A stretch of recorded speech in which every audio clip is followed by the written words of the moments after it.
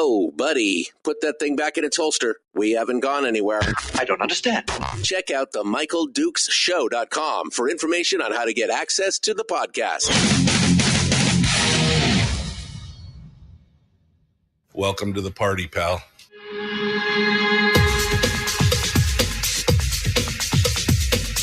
The Michael Dukes Show. The greed and the entitlement is astounding to me. What more could you want from a low-budget radio program? This is a dumpster fire. That was just BS. It is time to get a new perspective. We know just what you need, and we've got just the cure. Open wide and prepare for a steaming hot cup of freedom. I just don't fathom it. The Michael Dukes Show, streaming live across the world. Live across the world on the internet at michaeldukeshow.com and across the state of Alaska on this, your favorite radio station and or FM translator. Good morning to you, my friends. It is the Michael Dukes Show, broadcasting again live pretty much everywhere, wherever you want to be.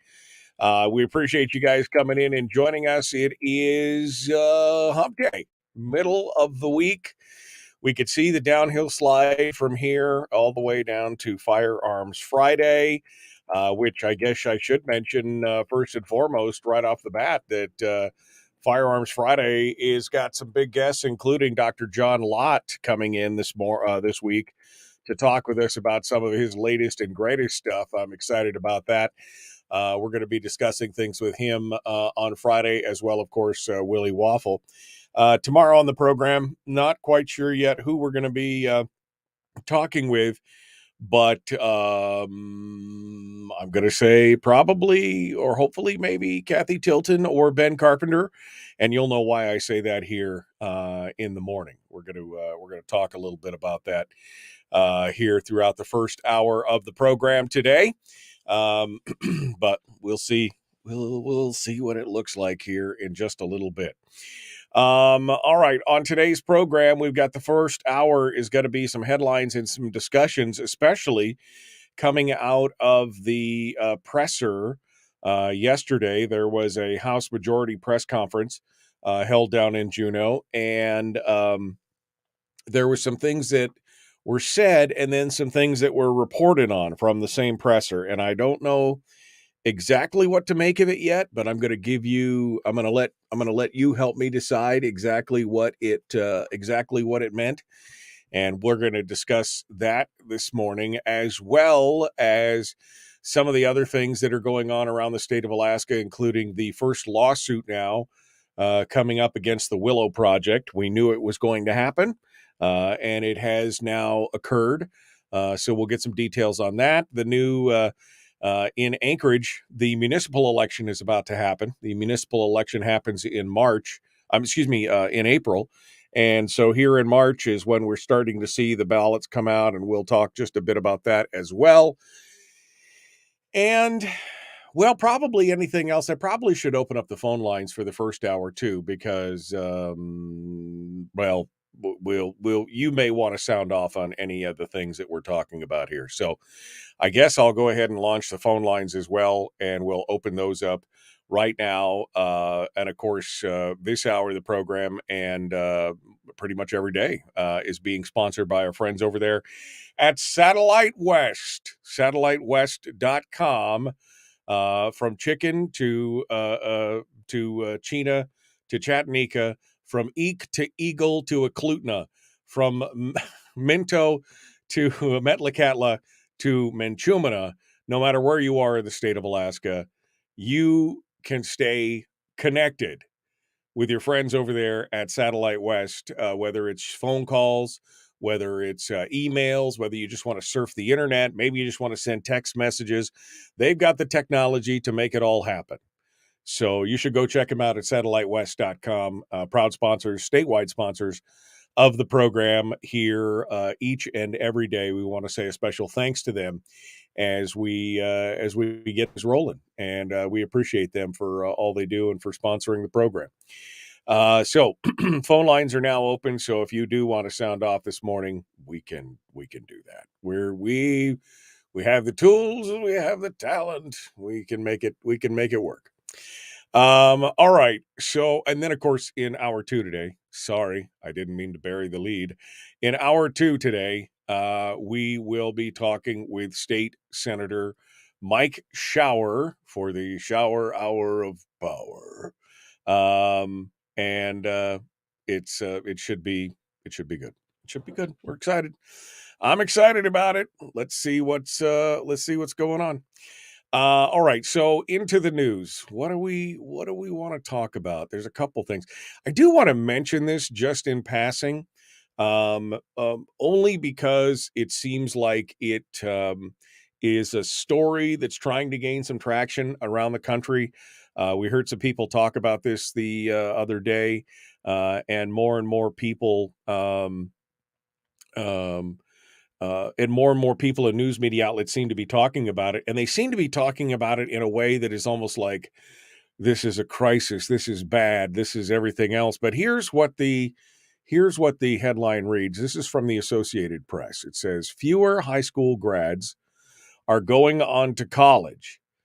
The college-going rate for Americans graduating from high school has taken a dive since the start of the pandemic. The combination of a hot job market, fears of student debt, and the pandemic school closures that cut students off from teachers and guidance counselors during long stretches of their high school careers has led many to conclude that they are better off not pursuing higher education. Nationwide, undergraduate college enrollment dropped by 8% from 2019 to 2022, with declines even after the return of in-person classes, according to data from the National Student Clearinghouse. The slide in the college-going rate since 2018 is the steepest on record, according to the U.S. Bureau of Labor Statistics. Decisions to forego higher education could have lasting implication for these students' earnings potential and for the wider economy. Fewer college graduates could worsen labor shortages in fields from healthcare to information technology. Now, this is an interesting piece, and like I said, it's been parroted in many other news media outlets. This is actually a pretty mild one. Some of the ones that are some of the bigger papers are almost in a panic with the colleges and everything else, sounding the alarm that, oh my God, these kids won't be coming to college, and we're all going to perish, and we'll all become stupid in the dark without being able to do all the. It's an interesting thing, because I think what you're seeing here, and by the way, in Alaska, 17 states had a decrease of 10% or more. Alaska is one of those states, and in fact, it had almost the steepest decrease, one of the steepest decreases in college enrollment coming right out of high school. We had a 14% decrease in that during that period from 2019 to 2022. But here's what I would like to offer as a counterpoint quickly on this. I do have a phone call, so I want to get to the phone call now. But here's what I would like to offer as a counterpoint. Maybe, just maybe, many of these kids realized that they didn't need. In fact, there was a comment from a student the other day when these stories were kind of starting to really come out and break, and one of the students said, I realized I didn't want to put myself in that kind of debt, meaning college debt, when I could go out and get a job right now because the job market is so robust. I mean, people can just they want to go out there and get it done. They're looking to hire right now. And maybe, again, just maybe, the Mike Rowe edit, the Mike Rowe component of this, which is that more people are going to technical and trade schools or rocket courses or anything else, they may be seeing that is a valid option. Now, here's the interesting thing. We really won't know for probably another 5 to 10 years what this means in the overall change, but I actually see this as a good thing because you've got the education industrial complex, if you want to put it into the paranoid conspiracy theory area. But you've got this complex where, again, the story mentions that the school closures cut students off from their teachers and their guidance counselors and everything. I mean, I never had a guidance counselor in high school. So, I mean, it's a new thing, obviously, and they're trying to guide these kids into the funnel. High school and grade K through 12 is like the funnel that leads into the higher education system.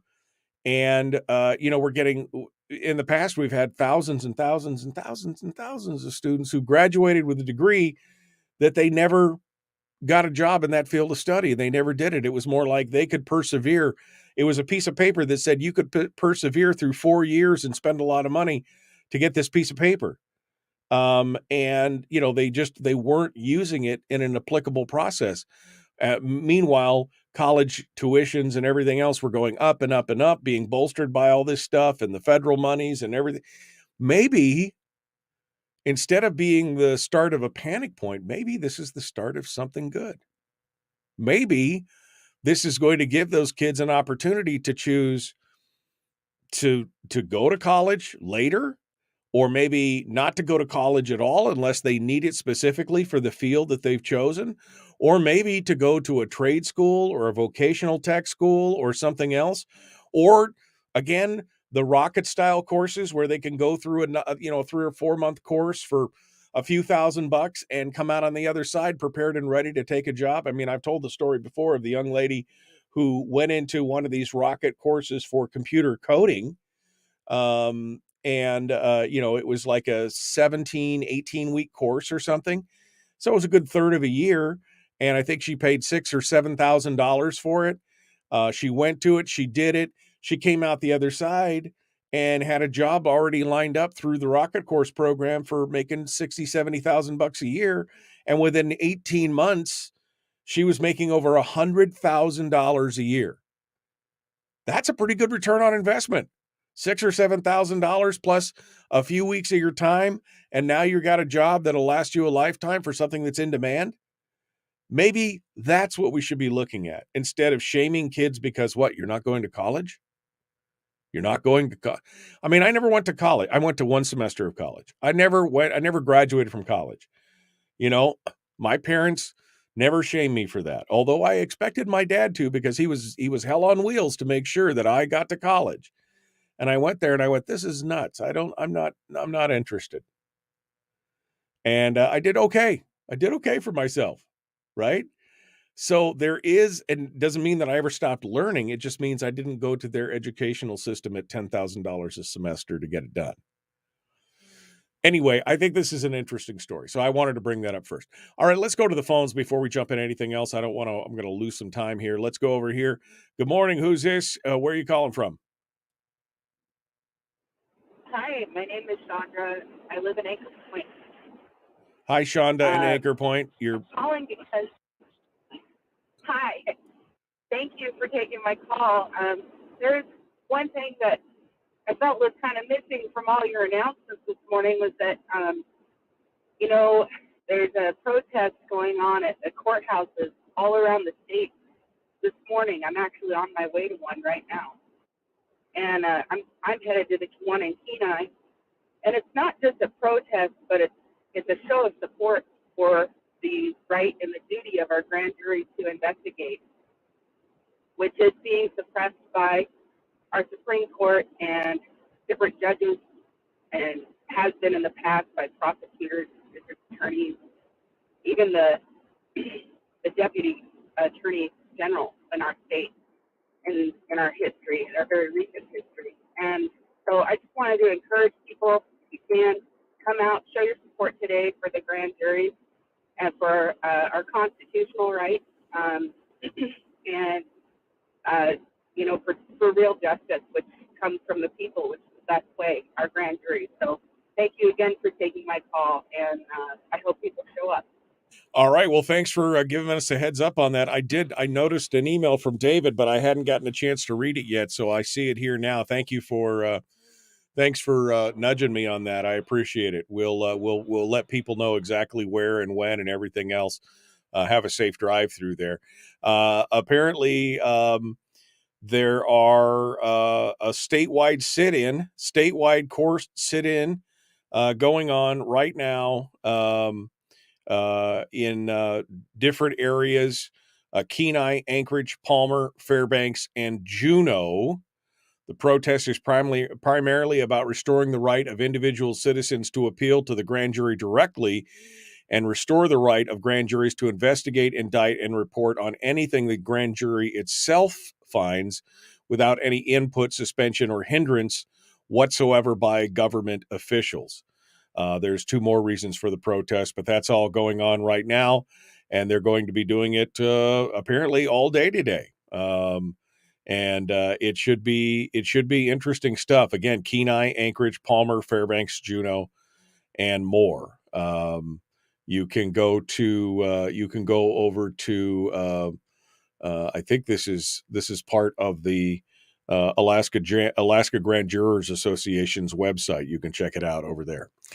All right, we're coming up on the break, so we're going to take it, and then when we come back, we will continue discussions on the headlines, including this new piece and this tweet from the Alaskan landmine that talks about the size of the dividend and how maybe Ben Carpenter and the majority have changed their tune about the PFD, although I don't know if I should read it that way.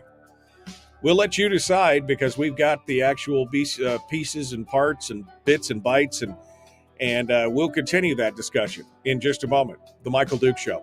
Common sense, liberty-based, free thinking radio.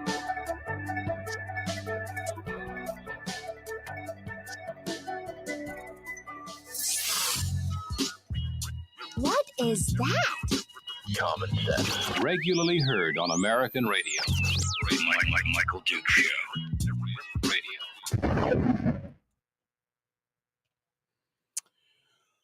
Okay.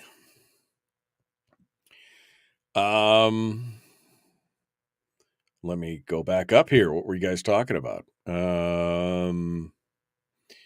Bill did catch us the fact that we were off by a minute this morning.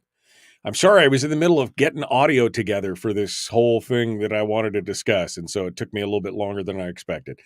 So yes, we were actually a minute, 20 seconds late to start this morning, but not for the radio. Oh, baby, we always hit the radio. And you guys just don't want to sit and stare. I mean, what do you want to stare at this countdown screen and just sit there and wait for it? I figured we'd make it easy for you. It's all good. We always got to keep you guessing. Keeps the day interesting, says Terry. Yep, got to keep them guessing. All right. Good morning. Light snow in Homer. Well, it's a little cool this morning. I was laying in bed in the middle of the night thinking, "Ooh, it's got a little chill here." What's going on? 8 degrees right now. 8 degrees out here in the old Radio Ranch. And it's windy apparently out at the fishhook. So there you go. Scrolling down, Peltola, Breezy and Kasilof. College is a joke for those who still have their head in the sand. I mean, there is a use for college. I'm not saying that there isn't, especially, trades like, engineering, the medical trades, lawyers, some accounting, things like that. But it's this idea that every child has to be siphoned through the chute of the assembly line into there to come out on the other side, tens of thousands of dollars in debt with a piece of paper that, how many kids are going to college that don't even know what they're majoring in? They're just going to college because that's what mom and dad thought was the best thing, because that's what society has told them. That's what their guidance counselors told them. That's what their teachers have told them. That's what, again, it comes down to that kind of cookie cutter higher education industry that's going on right now. Chris said, I heard the same results before I went to technical school. Or I heard the same story, rather, before I went to technical school. Results may vary. And I think that there are plenty of opportunities out there, whether it's an apprenticeship program for VOTEC or, technical school or one of the carpentry or the electricians unions or something like there's a variety of options. variety of options. As someone who has been a hiring manager in multiple industries, college doesn't mean anything. I actually look at young adults in college at wasting their time and unsure of their direction in life. As a hiring manager, that tells me you may up and leave anytime because you may find something you like more or a better opportunity. You're not committed to a career. To add to that, have you seen the types of degrees people are getting these days?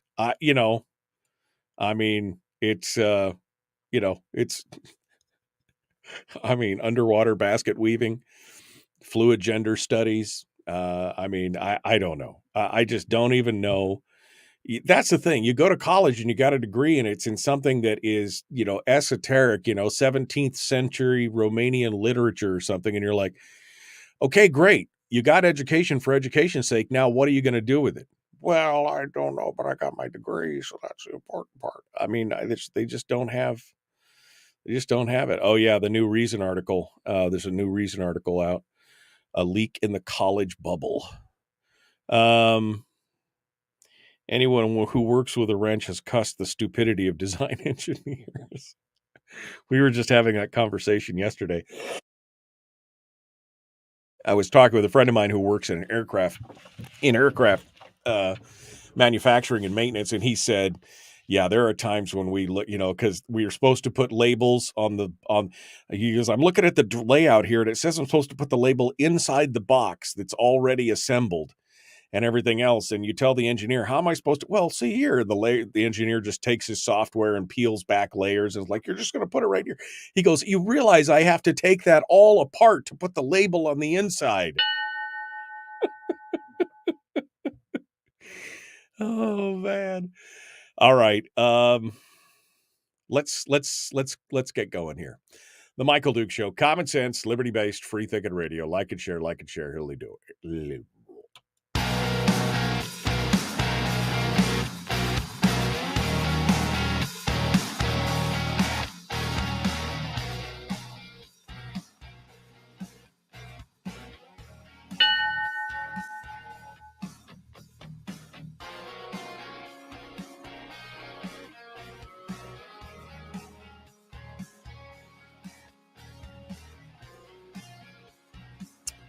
Okay. Howdy. How are you? Shall we talk a little bit about this tweet that came out yesterday? And I had a couple people drop this to me. And then I ended up having a discussion with some of my confidants, my insiders, and started asking questions like, what's going on? Donna's giving me a hard time about the Romanian literature thing. She knew what I meant. She really did. It's funny. All right, let's talk about this tweet. The press conference really didn't get. In fact, I had to really hunt for the knowledge of this press conference. It was not really covered by any of the major news outlets, even the Landmine, which tweeted about it but didn't write a story about it, which I thought was interesting. I mean, luckily, apparently, I'm on the mailing list for the House Majority spokesperson because that was the only way that I knew that there was a press conference, and I was able to get a link to it to be able to pull the information because, I didn't hear anything about it. Now the newspapers are, anytime the House Minority Coalition goes in there, you've seen there's been 2 or 3 stories already written about, House Majority or the Senate Majority pressers and everything that was said there. I mean, there's a breakdown of all the different things. But when the House Majority does something, it's this is this is what it sounds like when the House Majority does something. This is what you hear from the news media. That's exactly what it sounds like. You don't hear anything from the news media when that kind of stuff goes on. I don't know why.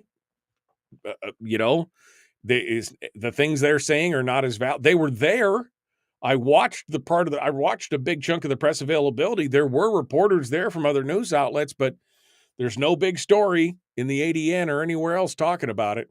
Anyway, so here is the tweet that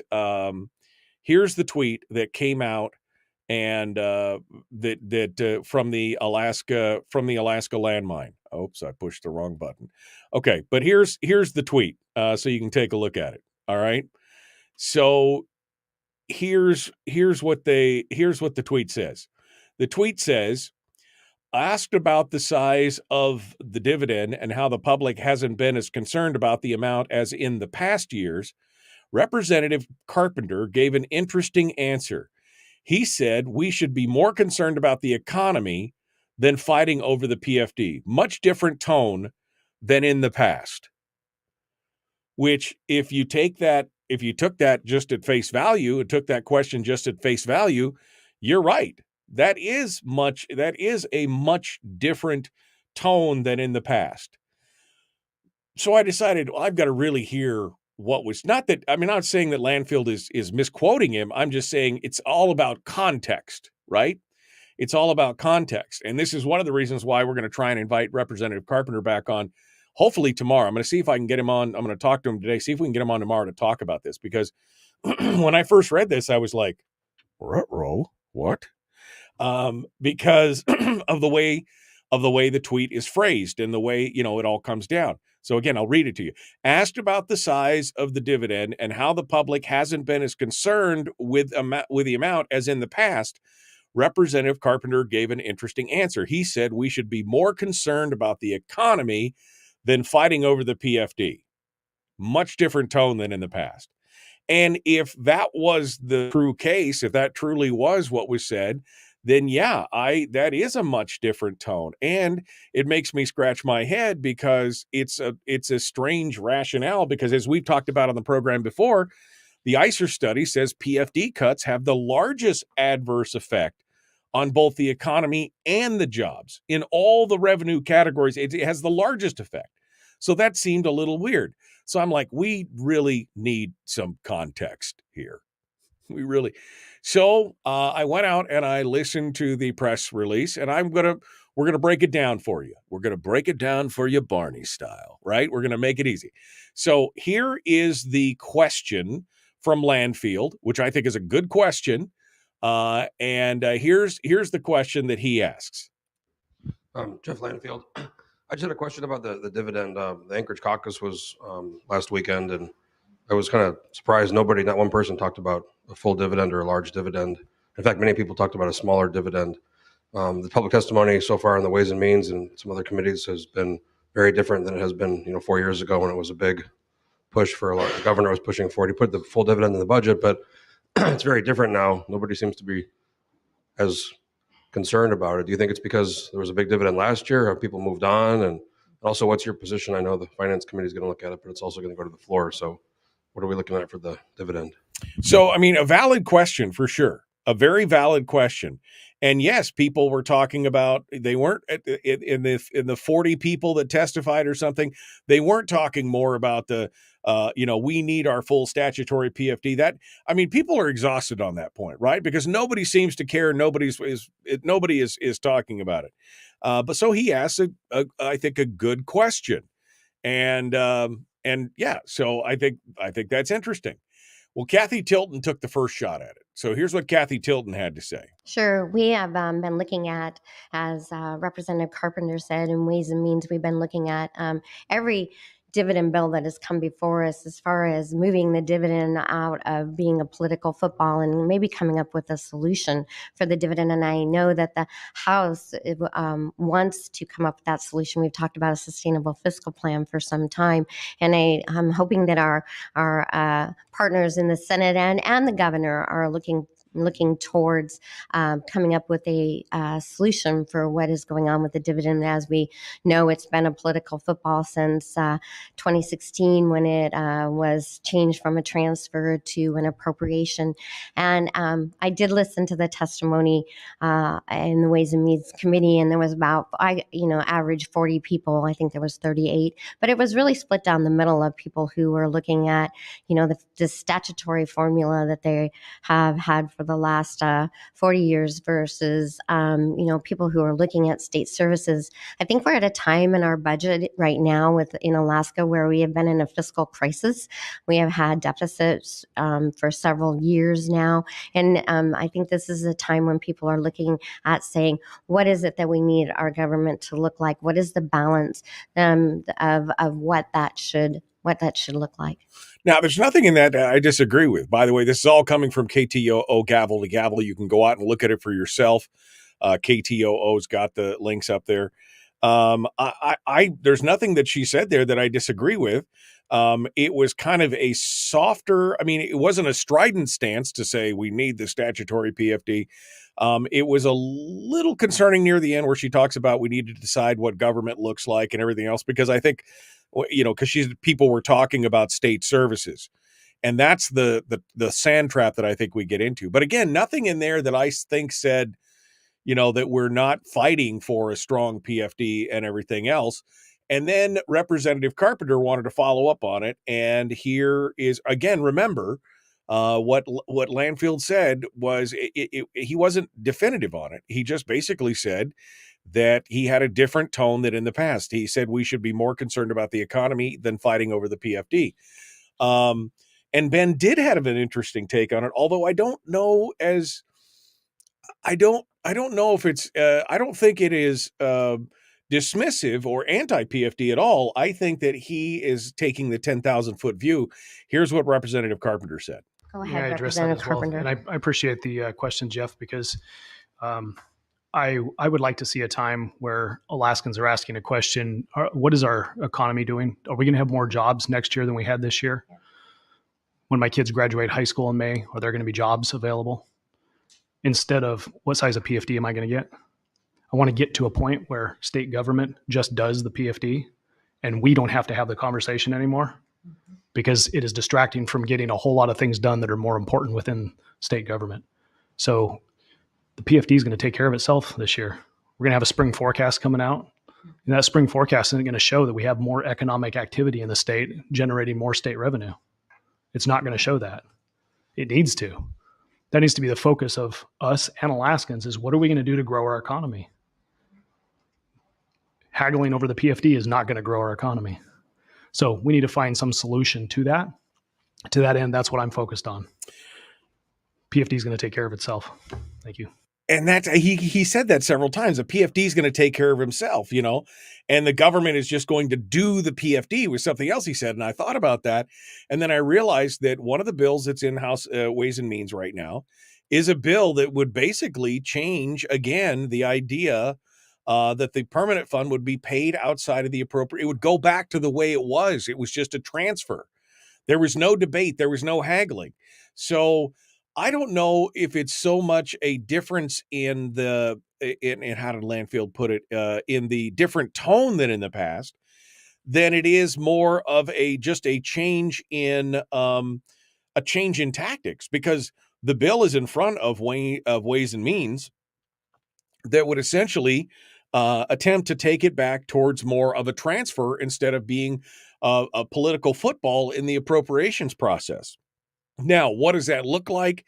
I think it's more of a 50-50 PFD that's an automatic transfer, but it would at least take it out of the hands of the politicians. So when I first saw the tweet, I was like, whoa, wait a second. What's going on here? This doesn't jibe with what I know in my past conversations.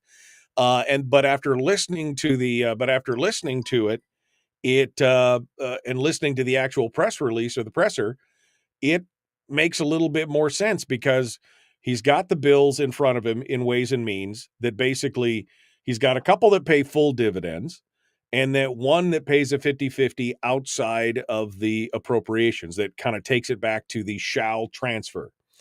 And so maybe that's what the whole point is here. He's trying to avoid the political footballing with the PFD to just get it to where it's a set it and forget it, and then they can move on to other things. And that money is, especially the one that takes it out of the appropriations process, oh man, because then you got to face the music that there is no more big pool of money to draw from. So I definitely want to talk about I definitely want to talk about this with Ben Carpenter. So we'll see if we can get him on the program tomorrow to discuss that and to dive deeper into that.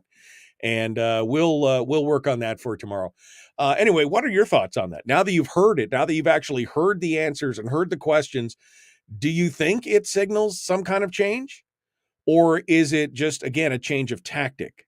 And I think that there's going to be I think there's going to be some interesting things that are going to come up. I, for one, am pulling for the HJR bills that are in House Ways and Means and the House bills that are there. I am pulling for those. I'm hoping that we'll be able to get over the hurdle on some of those things. We'll have to see what happens with it.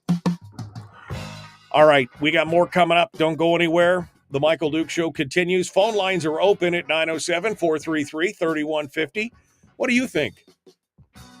Are you nervous? Are you happy? Are you sad? I mean, I'm okay with it, but am I wrong? Who are you kidding? All right, we got to go.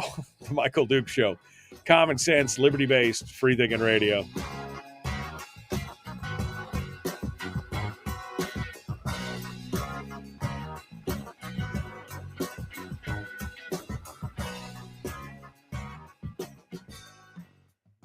We're broadcasting live through a series of tubes. Allowing all of these entities to provide streaming stuff going on the internet. Well, it's kind of hard to explain. Sorry.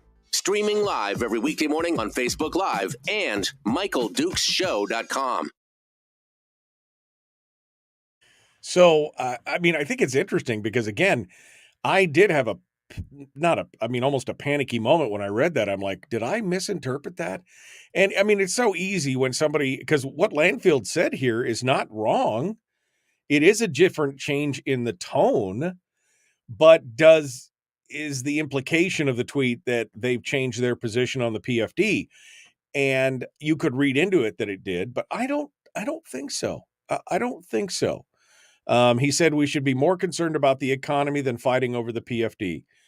Which, true, although the PFD is a huge part of the economy, but if you look at it in the context of understanding that there are bills in there that would basically automate the whole PFD process, that it would be a transfer, that it is locked into the Constitution, or it is locked into law, or it just is a shell transfer, you realize you're right. Now that that's taken care of and put off to the side and taken out of taken off the field of battle, now we can focus on the economy.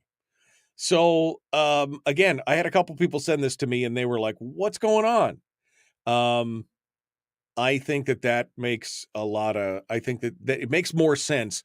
Now that I've listened to it in context, this is the danger of things like Twitter and stuff, where you get 148 or 280 or whatever it is to be able to say something. And you're like, whoa. I need some context on that. I need some big context on that. So I'm glad we got a chance to actually take a look at it and hear it in context of the whole situation, because I think, again, if you look back, and Donna even mentioned it here in the chat room. Ways and Means has 2 PFD constitutional amendments, HJR 7 and 8, that pay full dividends.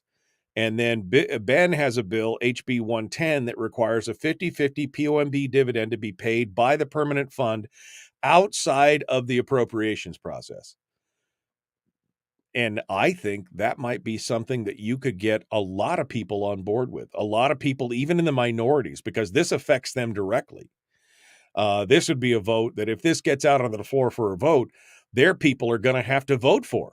You voted against my PFD. You voted against that. A lower 50-50 proportional. You voted against that. That'd be a hard bullet to dodge, I think, at that point. Anyway, interesting. It's interesting that is going through. When you start talking about how using the permanent fund for government instead of dividends, it does change the conversation on the economy.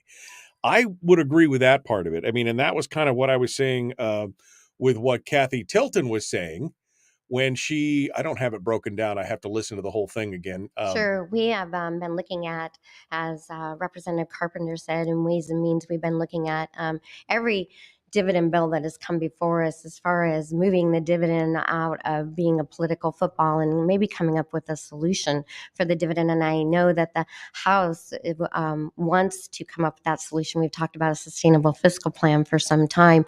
And I'm hoping that our partners in the Senate and the governor are looking towards coming up with a solution for what is going on with the dividend. As we know, it's been a political football since 2016 when it was changed from a transfer to an appropriation. And I did listen to the testimony in the Ways and Means Committee, and there was about, average 40 people. I think there was 38, but it was really split down the middle of people who were looking at, the statutory formula that they have had for the last 40 years versus, people who are looking at state services.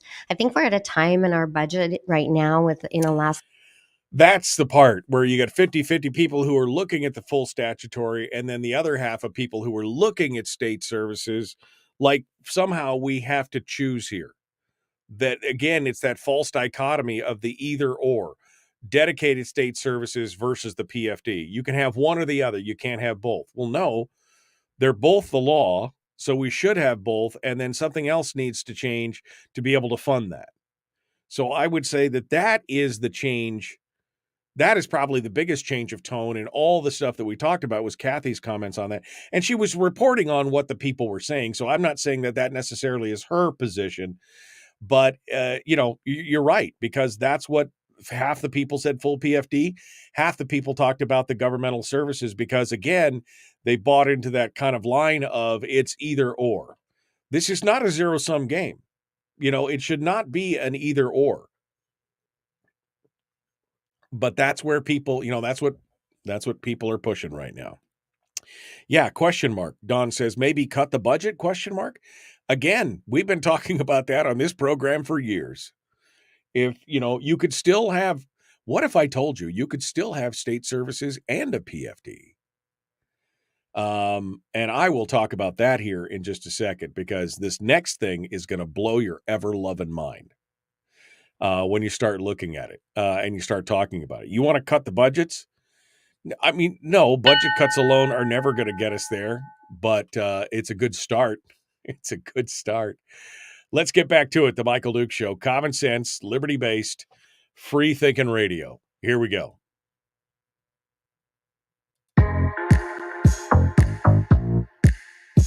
The Michael Duke Show. Not your daddy.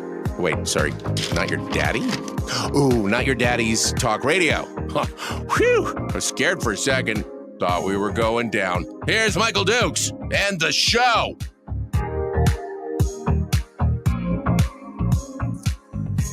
All right. Yep. The show.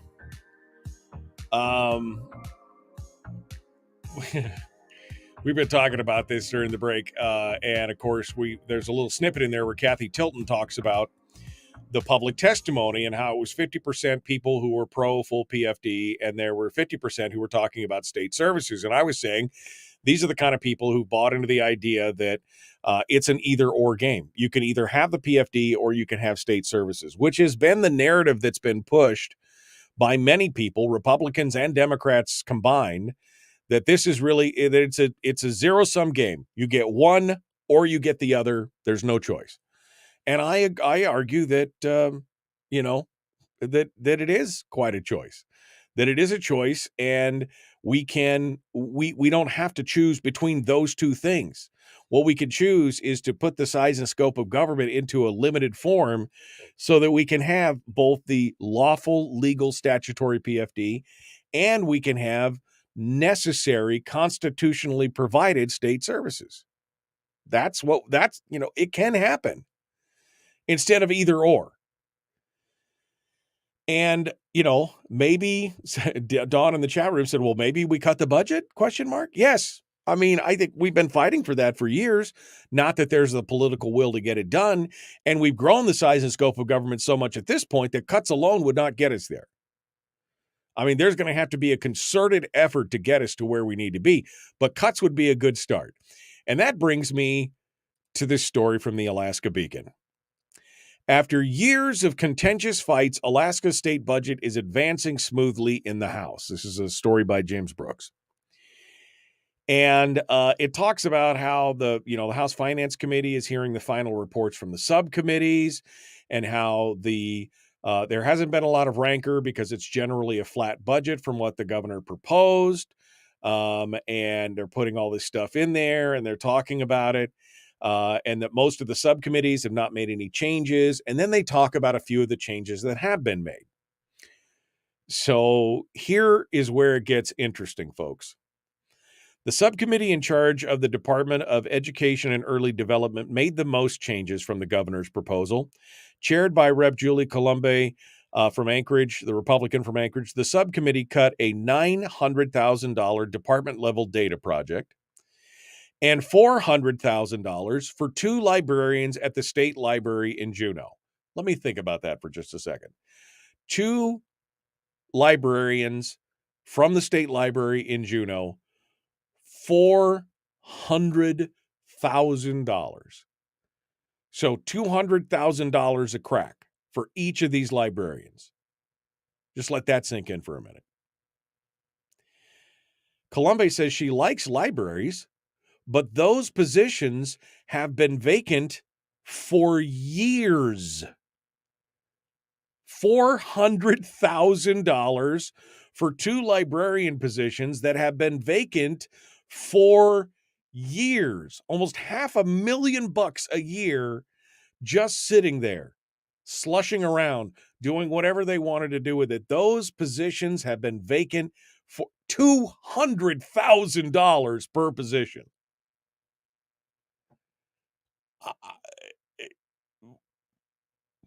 For years.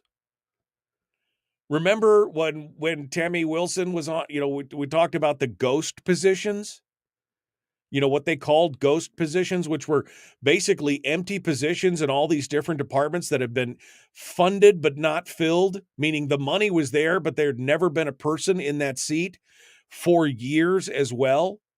She talked about that. She said that some of these positions have been there for 5, 6, 8 years, open, funded, but not filled. And we were talking at the time, it was over 2,000. I think it's upwards of 3,000 now empty positions around the state. She had the number, but it was between 2,000 and 3,000 empty positions that had been funded but not filled. But $400,000 for 2 librarians in a position that's been vacant for years. And Colombe cut it out. Good for her. Good for her. $400,000 for 2 positions. And they've been just sitting on that money for how long? It's crazy. The subcommittee also redirected $385,000 to hire 2 additional reading specialists intended to help implement the Alaska Read Act. I'm in the wrong position. I'm in the wrong job. $385,000 to hire 2 additional reading specialists. Again, near enough to $200,000 a year that it don't make no never mind at that point. I should be a reading specialist with that kind of language, right? I mean, again, I think the Reads Act is great. I think we need to be, but again, I'm looking at these costs and I'm like, and how long have these positions been empty? Asking for a friend. Let's go over here to the phones before we run out of daylight. Good morning. Who's this? Where are you calling from? Hi, again, this is Chandra from Anchor Point. I was calling about this topic that you're discussing right now. You're keeping me awake from my way to the protest. So okay, good. Yeah, but I wanted to say something that's been said for how long. Every time the government grows, and especially in a time of an economic downturn, the people are tightening their belts. I know families across the state they're making cutbacks. They're having to, cut things out of their budget. It's time for the state to cut their budget. We shouldn't be seeing our government, building the proverbial palaces in this time of economic downturn. And like you're talking about, I just want to say something to the budget that you're talking about for these librarians. Oftentimes, you'll see in their budget that $400,000 for 2 librarians. It's not just their salary. Usually, it's also their benefits. So they're not necessarily taking that home, But I don't. I also think that's still a little bit excessive because I know what teachers make. So that's considerably more. Anyway, so I agree with you, and I think it's terrible what we're seeing, that our government would grow when the people really are struggling, and they're growing off the back of our hardship. So they need to do better. Yeah, no, and I mean, I think this is part and parcel of what Rob Myers and I were talking about in the past, with this disconnect between the public and the private economy. As you said, the economy on the private side is struggling. People are struggling. People are having to make cuts, and the government's like, cuts? What are those? Because they're disconnected from the whole process. And I realize that the $200,000 per person is not 100% full salary, but it's salary and benefits. But still, $200,000. I mean, that's a oof, baby. That's a big jump right there. 200,000. That's quite a kick for something like that. So, all right. Well, I appreciate you calling in again. Good luck at the protests or the sit-in or whatever we're calling it down there at the courthouse. Again, I hope you have a safe drive, and thanks for tuning in and listening this morning. All right, well, we got to get ready to go here because State Senator Mike Shower is going to be joining us in just a minute, and we will be catching up with him and getting things ready to rock and roll. It is the Michael Duke Show, common sense, liberty-based, free-thinking radio. Mike Shower comes up next. Hopefully tomorrow we are going to try and see if we can get Kathy Tilton and Ben Carpenter on. That would be ideal if we can, at least one of them. On Friday, Dr. John Lott will be joining us to talk about his latest pieces on the battle over guns. Also, we're going to be having the big Open North American Championships on Friday and Saturday and Sunday in Fairbanks. So I'll be up there in Fairbanks for that. That'll be fun stuff. We'll talk about that here in just a little bit. We got more coming up. The Michael Duke Show. Common sense, liberty-based, free thinking radio. If you got to go, be kind, love one another, live well.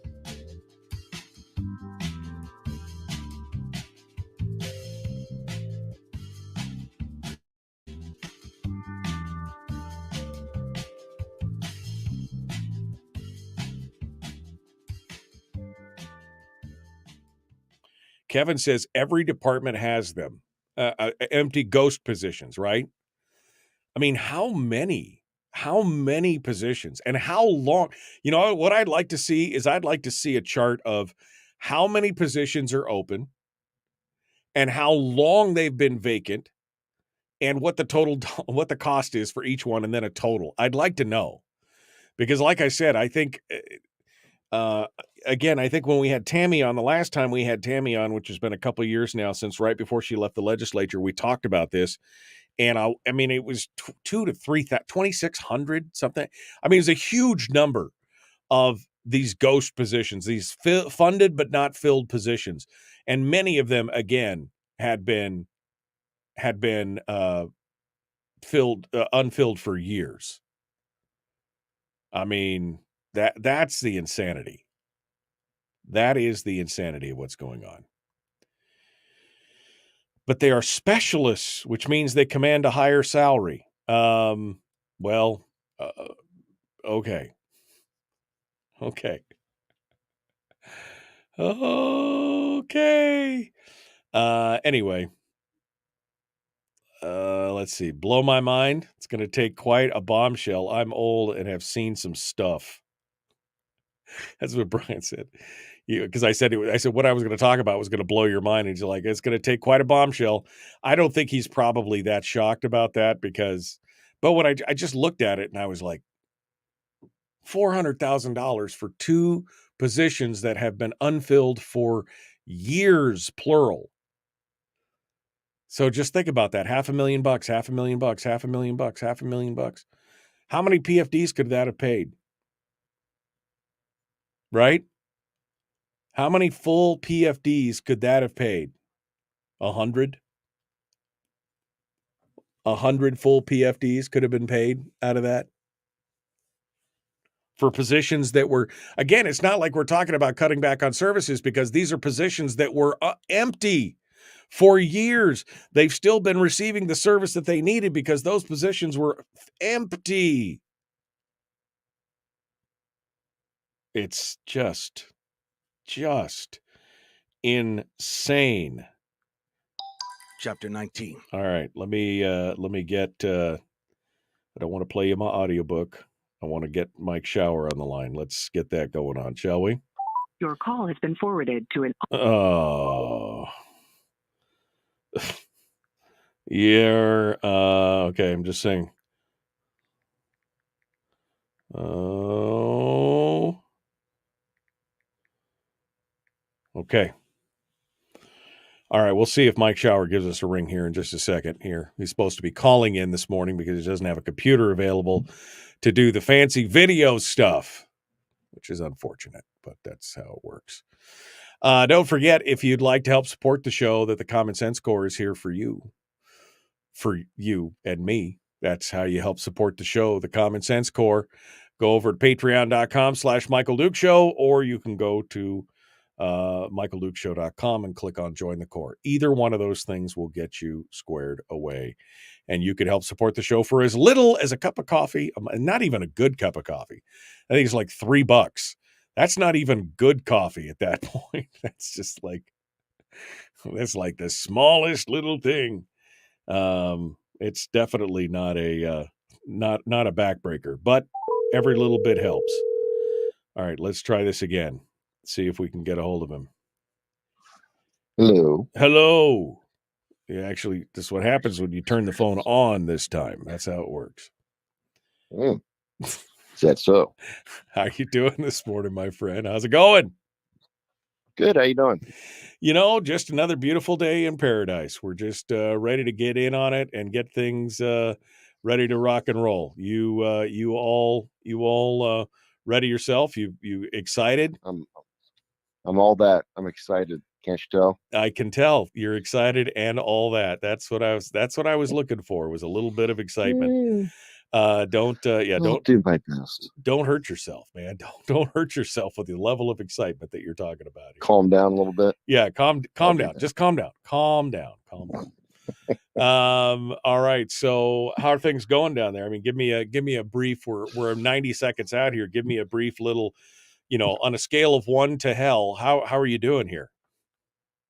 Oh, fine. I mean, it's in some ways it's kind of entertaining to sit back. If it wasn't for, I think the state's about to crash here. I mean, it was kind of entertaining to watch the Senate with the diverse viewpoints of the coalition.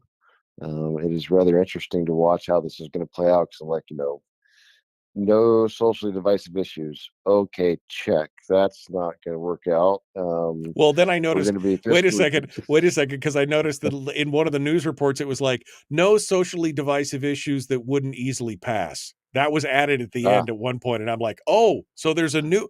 Oh, we've changed the deal yet again. It could be socially divisive as sure as you know that you've got all the votes to get it passed. Yes. And so that's one little addendum. They'll whatever. Socially or fiscally conservative, check. That's before the BSA defined benefit increases that are going to guarantee the PFDs taken. So there's that. So it's just, It's funny to sit back and watch. Funny, In a way. funny, haha, or funny as in off. All Funny right. as in the funny farm. Yeah, exactly. Maybe that's what it is. All right. Well, hold the line, my friend. I'll be right back to you here. We're coming up on it. The Michael Duke Show, common sense, liberty-based, free-thinking radio. Mike Shower is our guest. We return right after this. Let's get it going on. Here we go.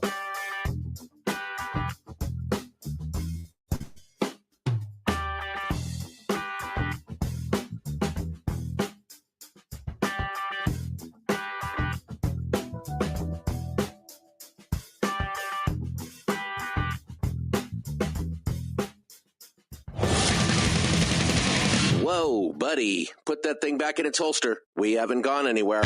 I don't understand. Check out the MichaelDukesShow.com for information on how to get access to the podcast. Welcome to the party, pal.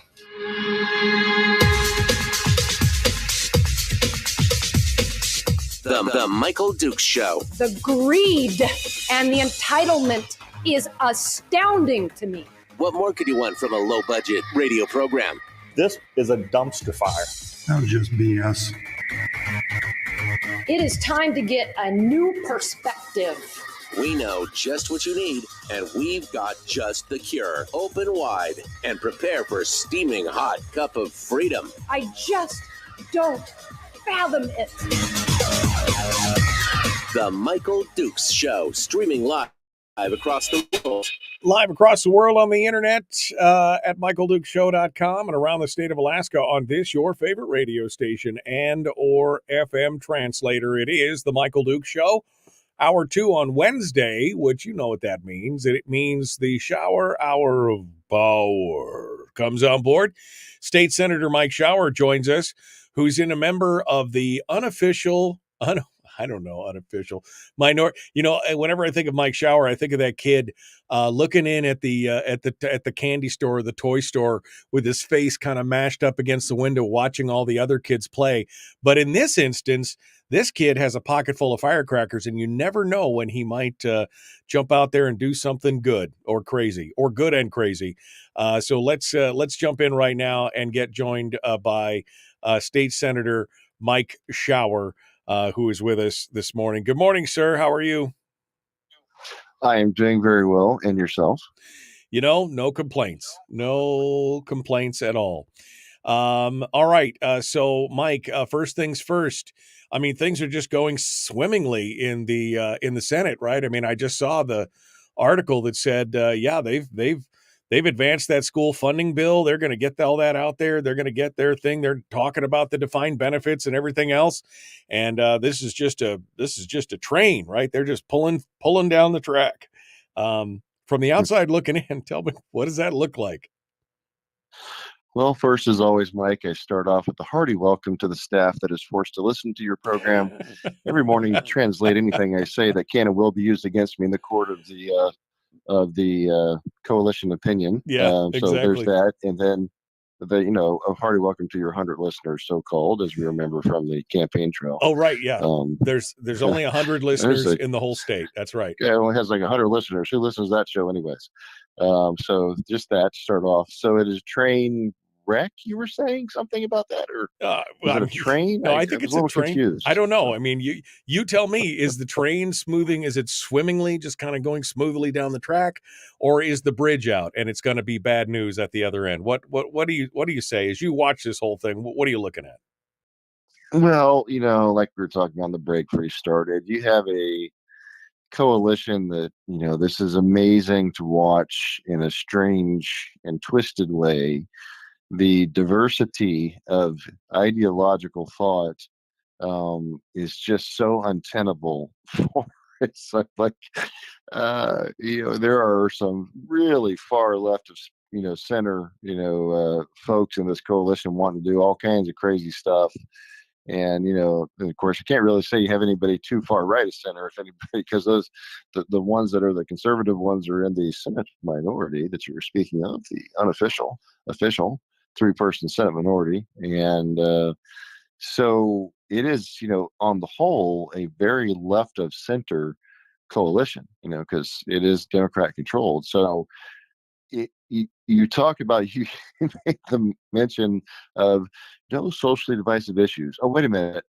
Somebody threw at the end of that from the, all of the press conferences, no socially divisive issues that have enough votes to pass. There's that little, Right. like the guy talks really fast at all the commercials. Exactly. And, we have sales on the cars, $7,499. There's only two of those things. You recommend and get them right now because there's no, and they do the little fast speak thing. You're like, what did they say? So, yeah, what's the disclaimer say? Yeah, because we heard no socially divisive issues, and then in the newspaper yesterday or day before, when they were talking about the Senate committee bill, they're like, "Oh, no socially divisive issues unless you have the votes to pass it."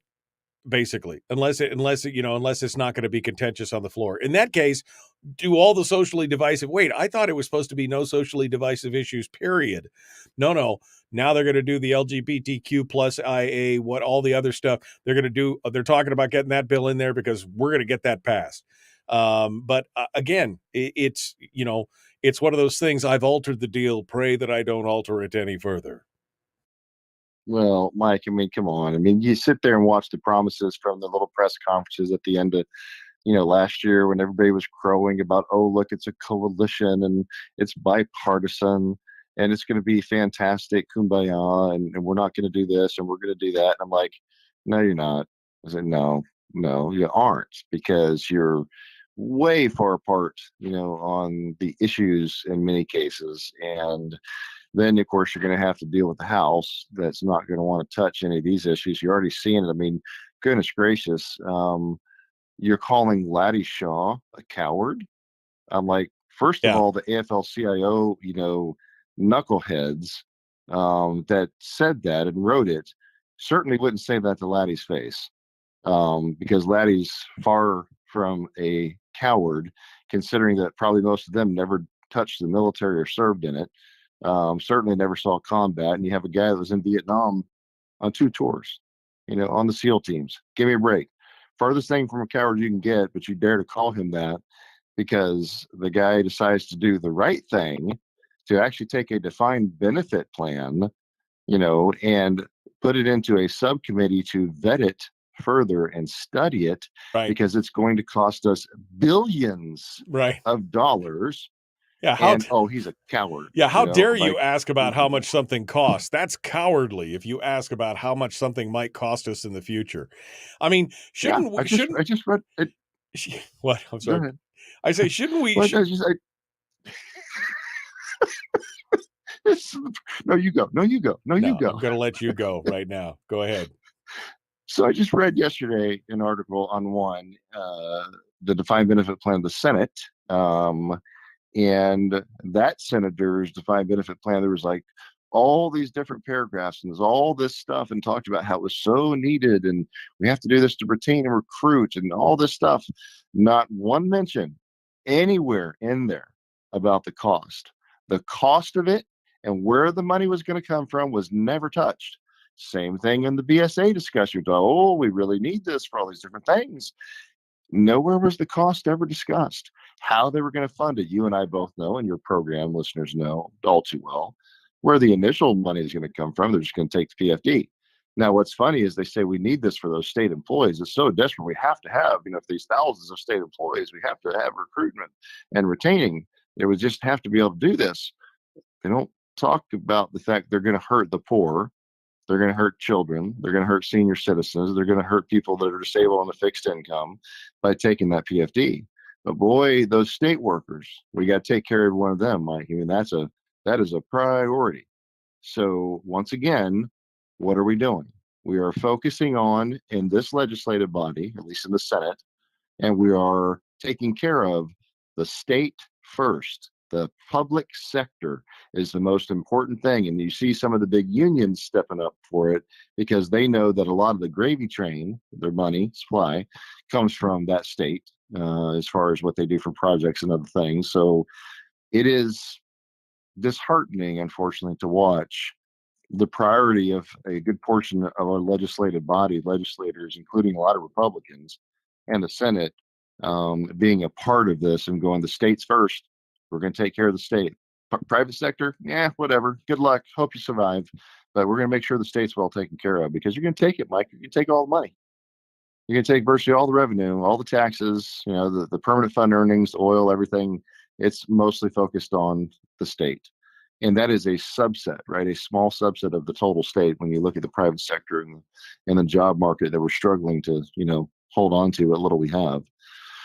So, yes, a little disheartening. And I know it was a bit serious there for a moment, but that one is, just gained steam. That one senator's bill in the Senate, and then the other stuff going on in the House. So we'll see what the House is able to put some sanity into this and stop this madness. There's the operating finance co-chair was part of the effort to kill the defined benefit plan about 10 years ago or so. So I'm curious to see, where some of these people are going to fall on this defined benefits, Mike, because I had a conversation with one of them a few weeks ago, about a month ago now, and I said, you on board with this defined benefit thing? Well, no, I said, well, what are you guys going to do to stop it then? I said, because it seems to me you got the votes to pass it.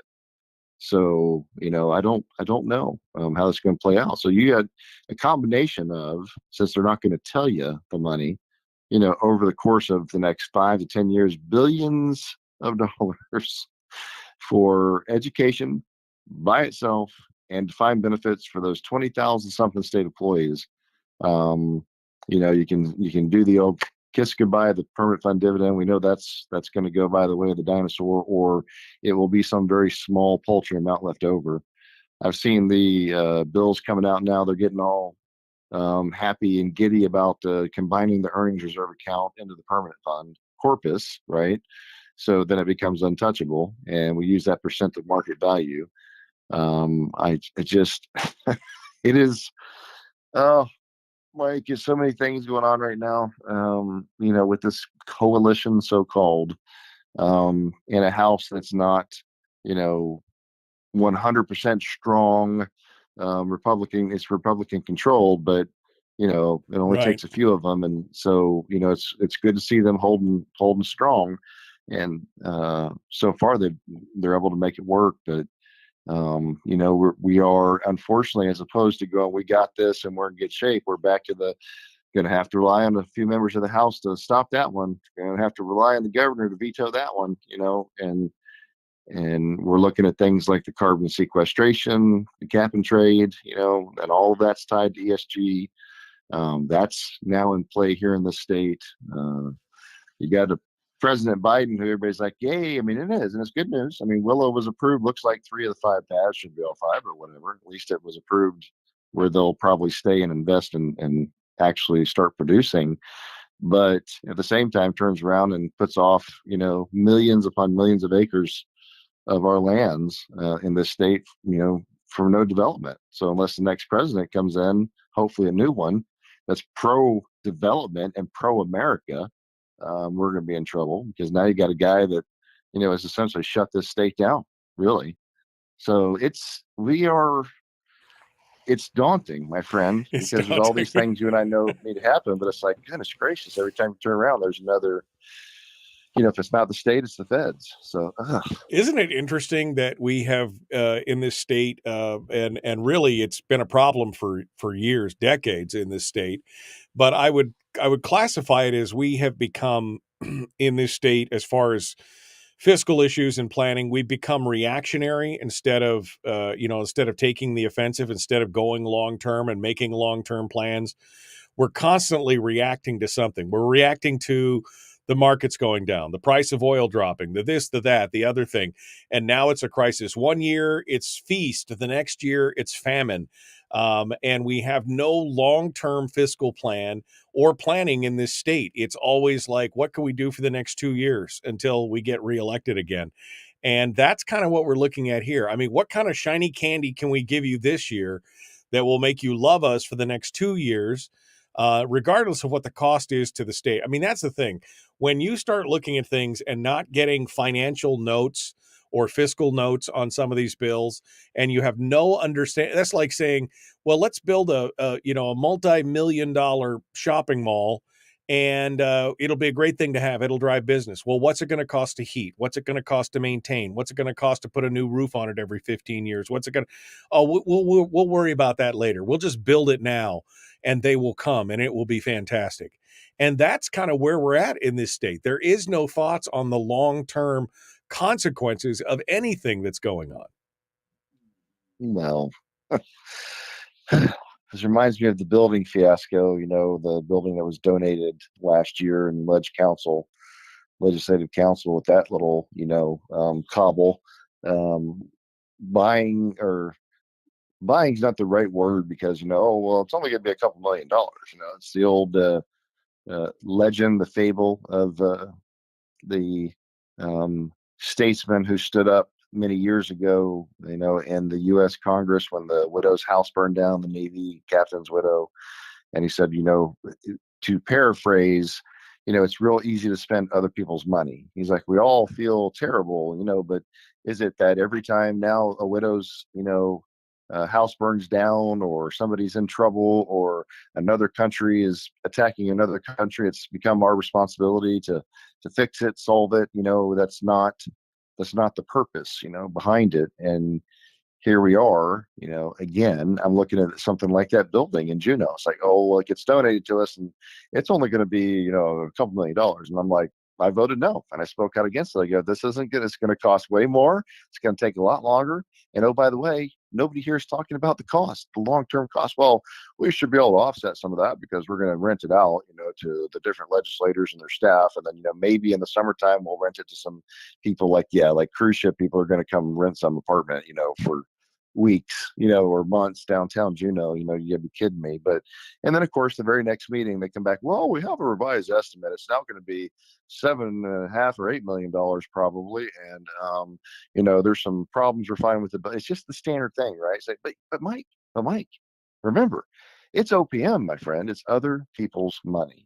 It's very easy when you don't have to write the check. Well, yeah, which is really great until you run out of other people's money, which is kind of where Margaret once said. Yeah, it's kind of what we're running up against here right now. All right, we gotta go. We're gonna come back in just a minute. Mike Shower is our guest.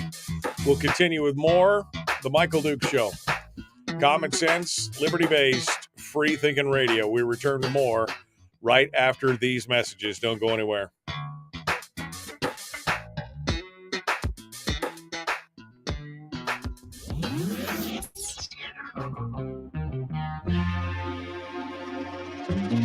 Listened to by more staffers in Juneau than any other show because their bosses told them to. And after what they just heard, oh man, they're going to be pissed. You're a bad, bad man. The Michael Duke Show. Continuing now with Mike Shower, our guest in the break here right now, ready to go in the chat turnaround time. What's your interaction like, Mike, with with these people, especially those that send their staffers to hunt you down and try and grapple with your speech and do all that kind of stuff? I mean, do you have any interaction with these people? I just can't imagine the uncomfortable silences that must happen if you guys have to sit down at a table together somewhere. I'm just trying to imagine that right now. Well, the first thing is they don't have to sit down on the table because they guaranteed I wasn't going to have a voice, and the 40,000 people I represent don't have a voice, Mike, because they didn't give us any committees to sit on. So the first thing is they were very conveniently made sure they didn't have to deal with myself or any of us, the conservative Republicans in the Senate, the three of us, because they just excluded us for the most part from doing anything. So there's that. Almost everything I do, because there are certain caucus meetings, like the farm caucus, the food caucus, other things that I'm involved in, there's almost none of them ever attend them. So I don't see them. And usually when they do come in, they'll look at me and they'll kind of nod their head and they'll go sit across the room. Mike, look, this is like the kid again with the kid caught with the hand, the cookie jar, put the hand behind their back real quick and look at you and smile like, what? I didn't do anything. They know what they did was punitive. It was wrong. They know that, Mike. This is like the kid again with the hand caught in the cookie jar. They know it. They know what they did was not going to be approved by most people or the public, and they did it anyways. And so you can sense that kind of, from some of them were so vindictive about it. I don't think it mattered. They were going to do it no matter what. They don't, what's the old saying? It's like, full speed ahead, damn the torpedoes or whatever, just do it. And so it's mostly they avoid having those conversations, or coming up. So not a lot of that. I have more interaction with the Democrats who are happy because they're like, woohoo, we're in power. We got committee chairs. We dominate the Senate right now. So they kind of look at us like, they come up and say hi and they smile. They're all happy with it. It's the Republicans that kind of, a few of them kind of sort of avoid, really dealing with us at all. Kind of a thing. So I just look at everybody and smile, Mike. I mean, what am I going to do, right? I'm just smiling, I'm laughing and joking. I got no input, to it. So I'm just like, whatever, so I'm writing articles and talking to people and working on things in the shadows and doing my best. But it's kind of funny because it is mostly I think, avoidance game and not wanting to have to deal with people that you ran over with the bus. So, it's a little different this year, but it is funny in another way. It kind of took chains off, right? Right. I'm able to just I'm just able to kind of run around, talk to people and laugh and look at it. I go, this train wreck ain't my fault. I have no culpability in this mess whatsoever. All the garbage you guys are going to do, it's all on you. Every bit of it, you Republicans, all of it. All the craziness coming out of it, the spending, the long-term no fiscal plan, that is all on you this time because I'm not in this majority. I have no vote. I got nothing to do with it. So I'm just going to sit back and look at you guys and go, this one's on you, folks, especially those of you got to run next year, November. Said, good luck. Yeah. Because you did this. Yeah. So. Well, that's the thing. You got nobody to blame but yourself at this point. I mean, if if you've got to own what you've done now. And so what does that mean for what does that mean for your long-term future in the, in politics at that point? Although I will argue that probably some of their constituencies just don't care. They're fine. They're fine. Keep growing it. Keep growing it last year. Clearly, Mike, they keep coming back. So they either, the constituents don't know, don't care, or in some cases probably agree with them philosophically, depending on what it is. So, it's like every district is not mine or the Matsu, as we acknowledge this. But, they also, as Senator Hughes has pointed out a number of times, a majority of the state still voted for a Republican majority in the Senate. What they did not expect or desire or want, a majority of the state did not want, was a Democrat-controlled, well left of center Senate coalition. Right. So regardless of all of these things, it is absolutely true that is not what the people of Alaska voted for. That's what a handful of Republicans gave them. Here we go. We're jumping back into it. The Michael Duke Show, common sense, liberty-based, free thinking radio.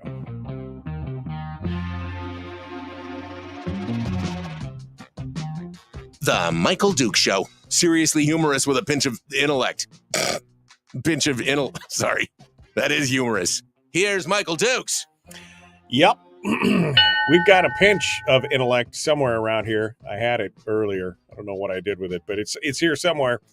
Welcome back to the program, The Michael Duke Show. Our guest today, State Senator Mike Shower for the Shower Hour of Power. Let's get down into some of the details, Mike, and then I'll give you the last segment to kind of have free reign and talk about whatever you want to talk about. But the two big issues obviously facing us right now are the defined benefits package and the BSA funding. Now it's reported, the ADN and others are reporting that, the Senate committee bill has advanced and it's moving forward, and it's only going to cost us $257 million this year, but then it would be another $89 million the following year, although I don't know how they can continue to bind legislators over and do all that stuff. But anyway, it's big money. No talk, as you mentioned earlier, about where the money's going to come from and how we're going to balance those costs. And then, of course, you got the defined benefits program. And so here we are. What, give us your thoughts on these two bills as they sit out. We just talked about them briefly with the no fiscal notes, but is there any kind of discussion on this at all? Well, I mean, the discussion, Mike, they're not stupid. They're gonna keep the discussion, and they're gonna keep most of the press, which is gonna lap it up and report on it that way. And most of the press leans left anyways. They're gonna keep it focused on the issue of retaining state workers and getting the right talent. They're never going to talk about the cost, right? Or very little. They're going to try to steer away from it because they know this is untenable. Like, this is an untenable growth in cost at this point this is unsustainable.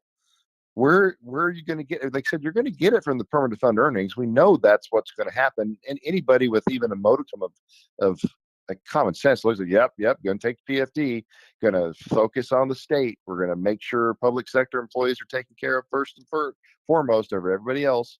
That's what's going to happen. And I'm here to tell you, my friend, once they've gone down that path and we have another tightening of the money supply, whether the stock market goes down, whether the oil supply, cost of oil goes down, the very next thing you're going to look at is either eating away at the seed corn, because I've heard, a senator say that on the floor, our seed corn going to work, it's going to go, well, mister, you are going to be eating the seed corn because your coalition is going to pass a bill, and God help us, it gets to the legislature, that's going to cost us billions of dollars. Yeah, you're going to eat on your seed corn for sure.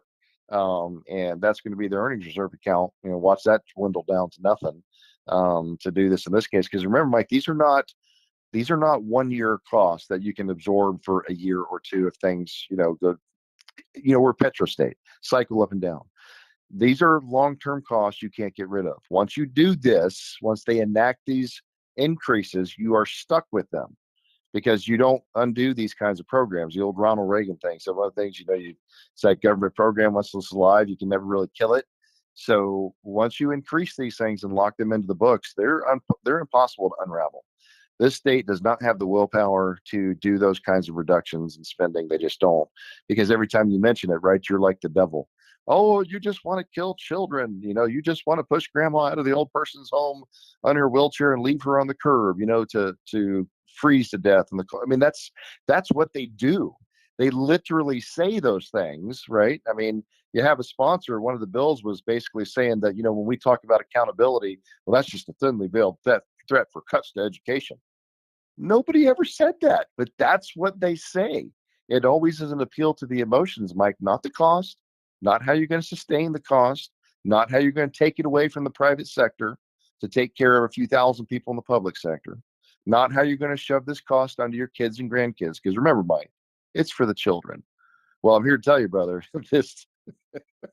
the spending spree they apparently want to go on, it's for the children, all right. It's for the children to pay for. Yeah. Because your children and our grandchildren are going to be paying this bill forever. Yeah. With where this is headed. And so it's there are days where you just look at it and go, boy, I hope the House is up to, stopping this madness. I mean, Mike, there's a reason why most of the private sector has gone away from defined benefit plans. There is a reason why over a decade ago, the state and other states, federal government, et cetera, are getting away from, defined benefit plans as best they can, because they require you to keep a lot of money on the books. You are stuck with that person, and not until they retire, right, and move away and take that money with them like a 401k or a defined contribution plan, but you're stuck with them until they die. These are high cost. Even the U.S. military has been getting away from these things because of that they can't afford the personnel costs. Right, exactly. Of having a long-term retirement plan thing. So it's not that everybody goes, well, it's really nice to have. Yeah, it's nice to have. It would be great, Mike, if we had unlimited supplies of money and we knew it. Great. Hand out cake for all my friends. The problem is we don't. The problem is they have been harping on us, right, for years now about the PFD. We don't have the money. This is unsustainable. We just can't do it. But now all of a sudden we have money for billions of dollars in an education increase and a defined benefit plan for state workers. So it's funny how they don't have the money to follow the law on the statutory PFD, and we don't have the political courage to change it. But we got plenty of money, billions apparently, to throw at all this other stuff, as long as it's taking care of the state, right? So where's the conversation, Mike, about the cost? Where's the conversation how we're going to pay for it? Right. Where's the conversation about how we're going to take care of the private sector, so that the other several 100,000 Alaskans and their jobs have some chance of survival? What good is a state, going to be if the rest of the state crumbles around the 25,000 state workers because they're well paid for? How's that going to That's not going to work out for you. When we're going to have an excellent education system, but it doesn't matter because all the kids we graduate from are going to go somewhere else because there's no job market left in Alaska.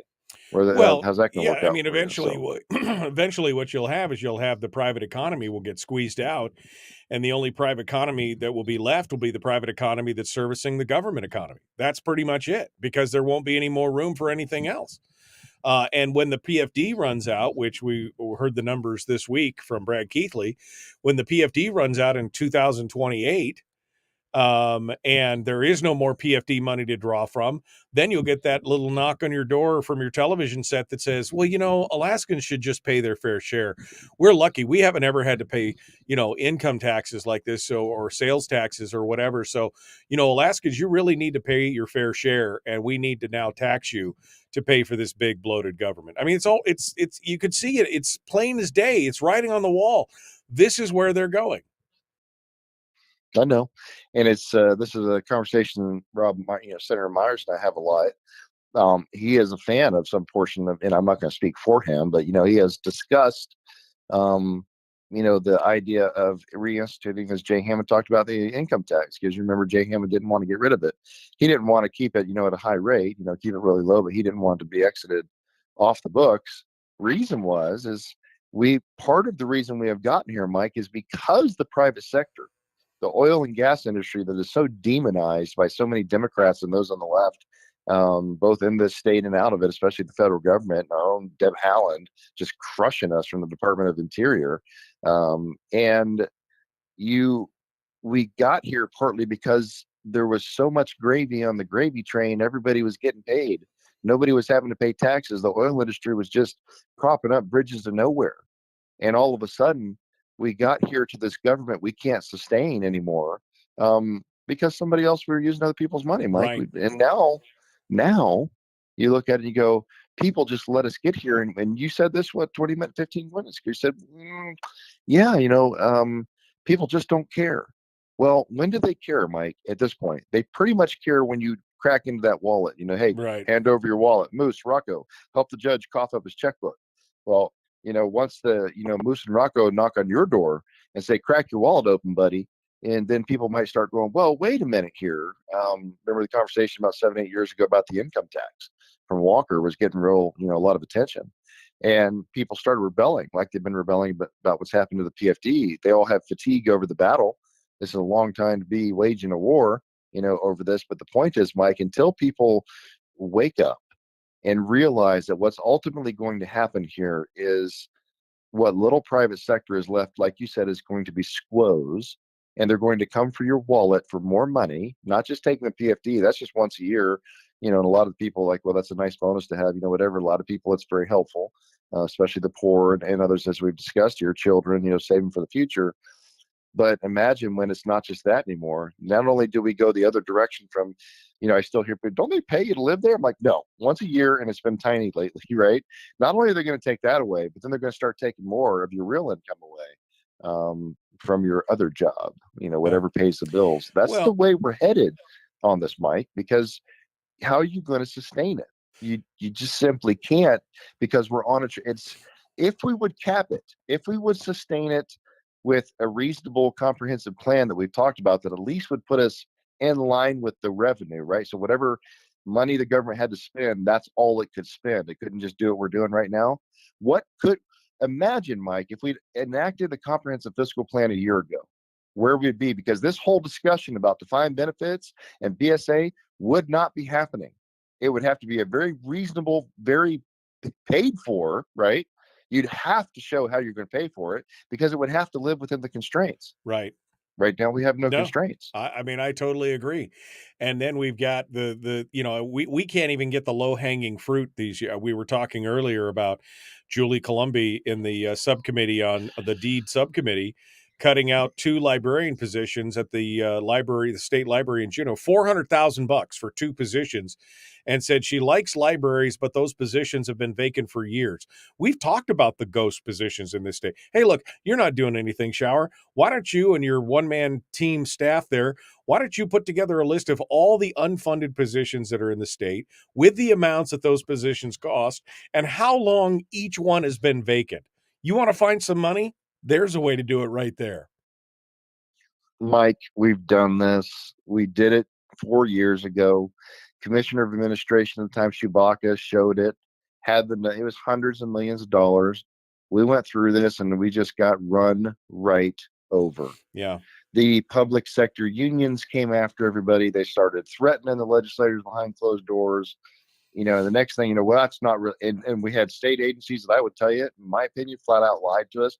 Oh, well, those aren't really 75 positions that are open. I mean, we have seasonal hires and we have cyclical hiring, and, we're working on some people, there was a reason. I've asked that question, Mike, in countless subcommittees, on the floor, in hearings, have the data, showed it was hundreds of millions of dollars, and that's as far as it went. Yeah. That's it.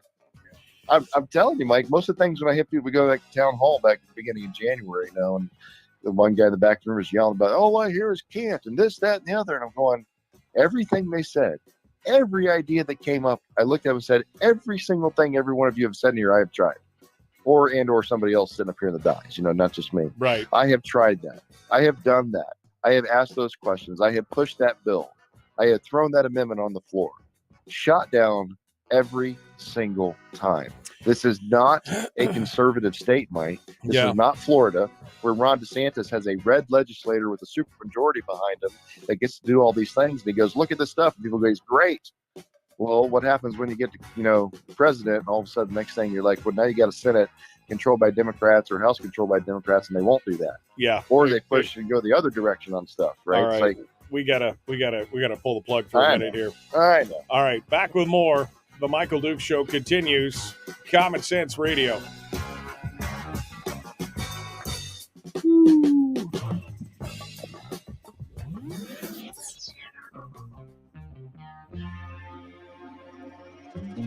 Listened to by more staffers in Juneau than any other show, because their bosses told them to. And after what they just heard, oh man, they're going to be pissed. You're a bad, bad man. The Michael Duke Show.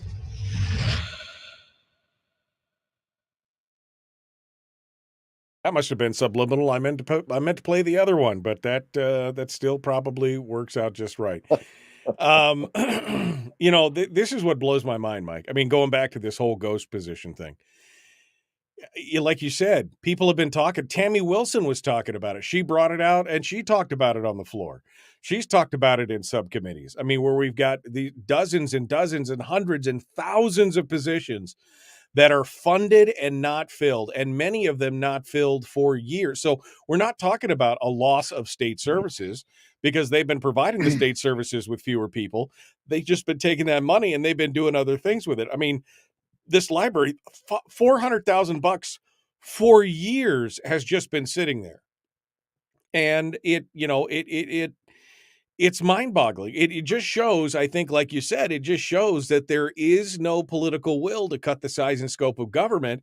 And I don't know what the solution is. I mean, do we get more real, true conservatives in there? How do we get, especially when you got players? I know. I mean, when you got players in there who are the old guard, the powers that be, that they're never going to get unelected in their districts, right? So they're going to keep coming back.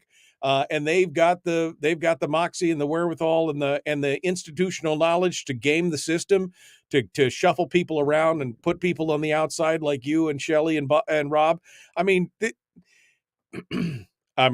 I don't know, Mike. I mean, at this point, I just don't even know what to say.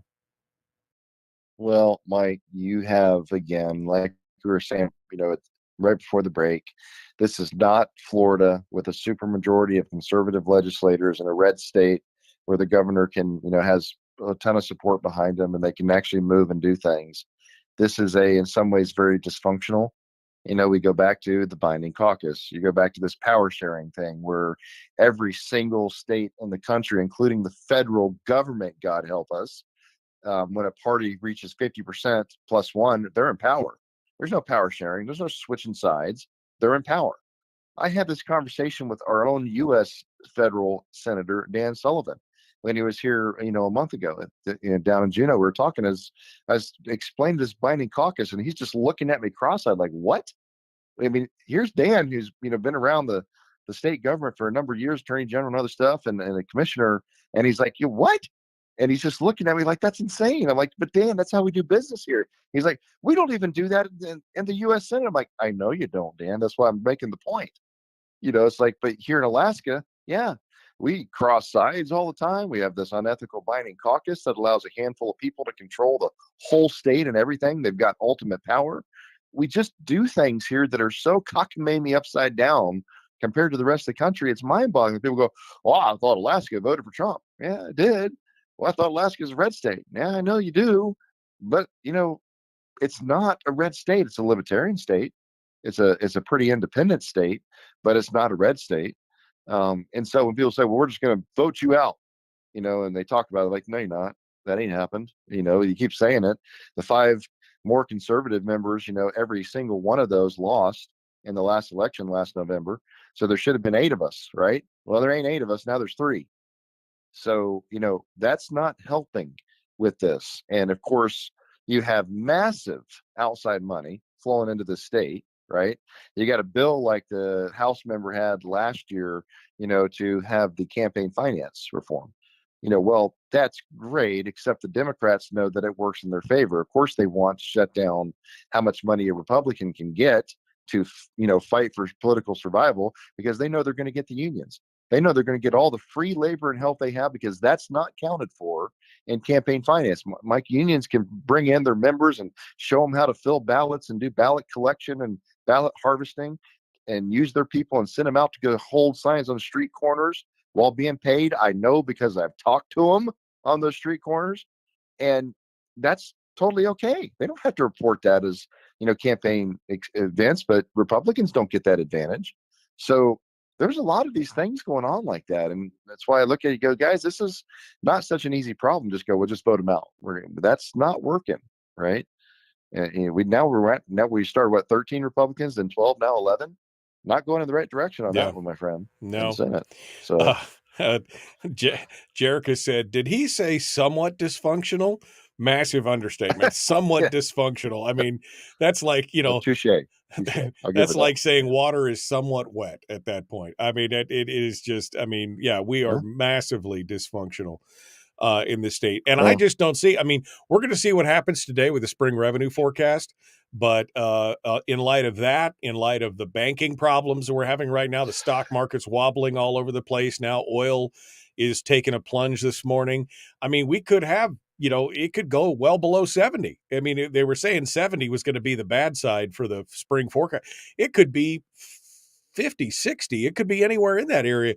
And it's going to be painful. It'll be a painful lesson for the state, because we won't have enough money to do anything at that point. We'll be so far in the hole, we won't even be able to see. We'd have to dig up to see daylight at some point. All right, I'm sorry. We got to. You have to be quiet yourself. There's the ding. Now it's you. Exactly. Hold the line. Here we go. The Michael Duke Show, Common Sense Radio.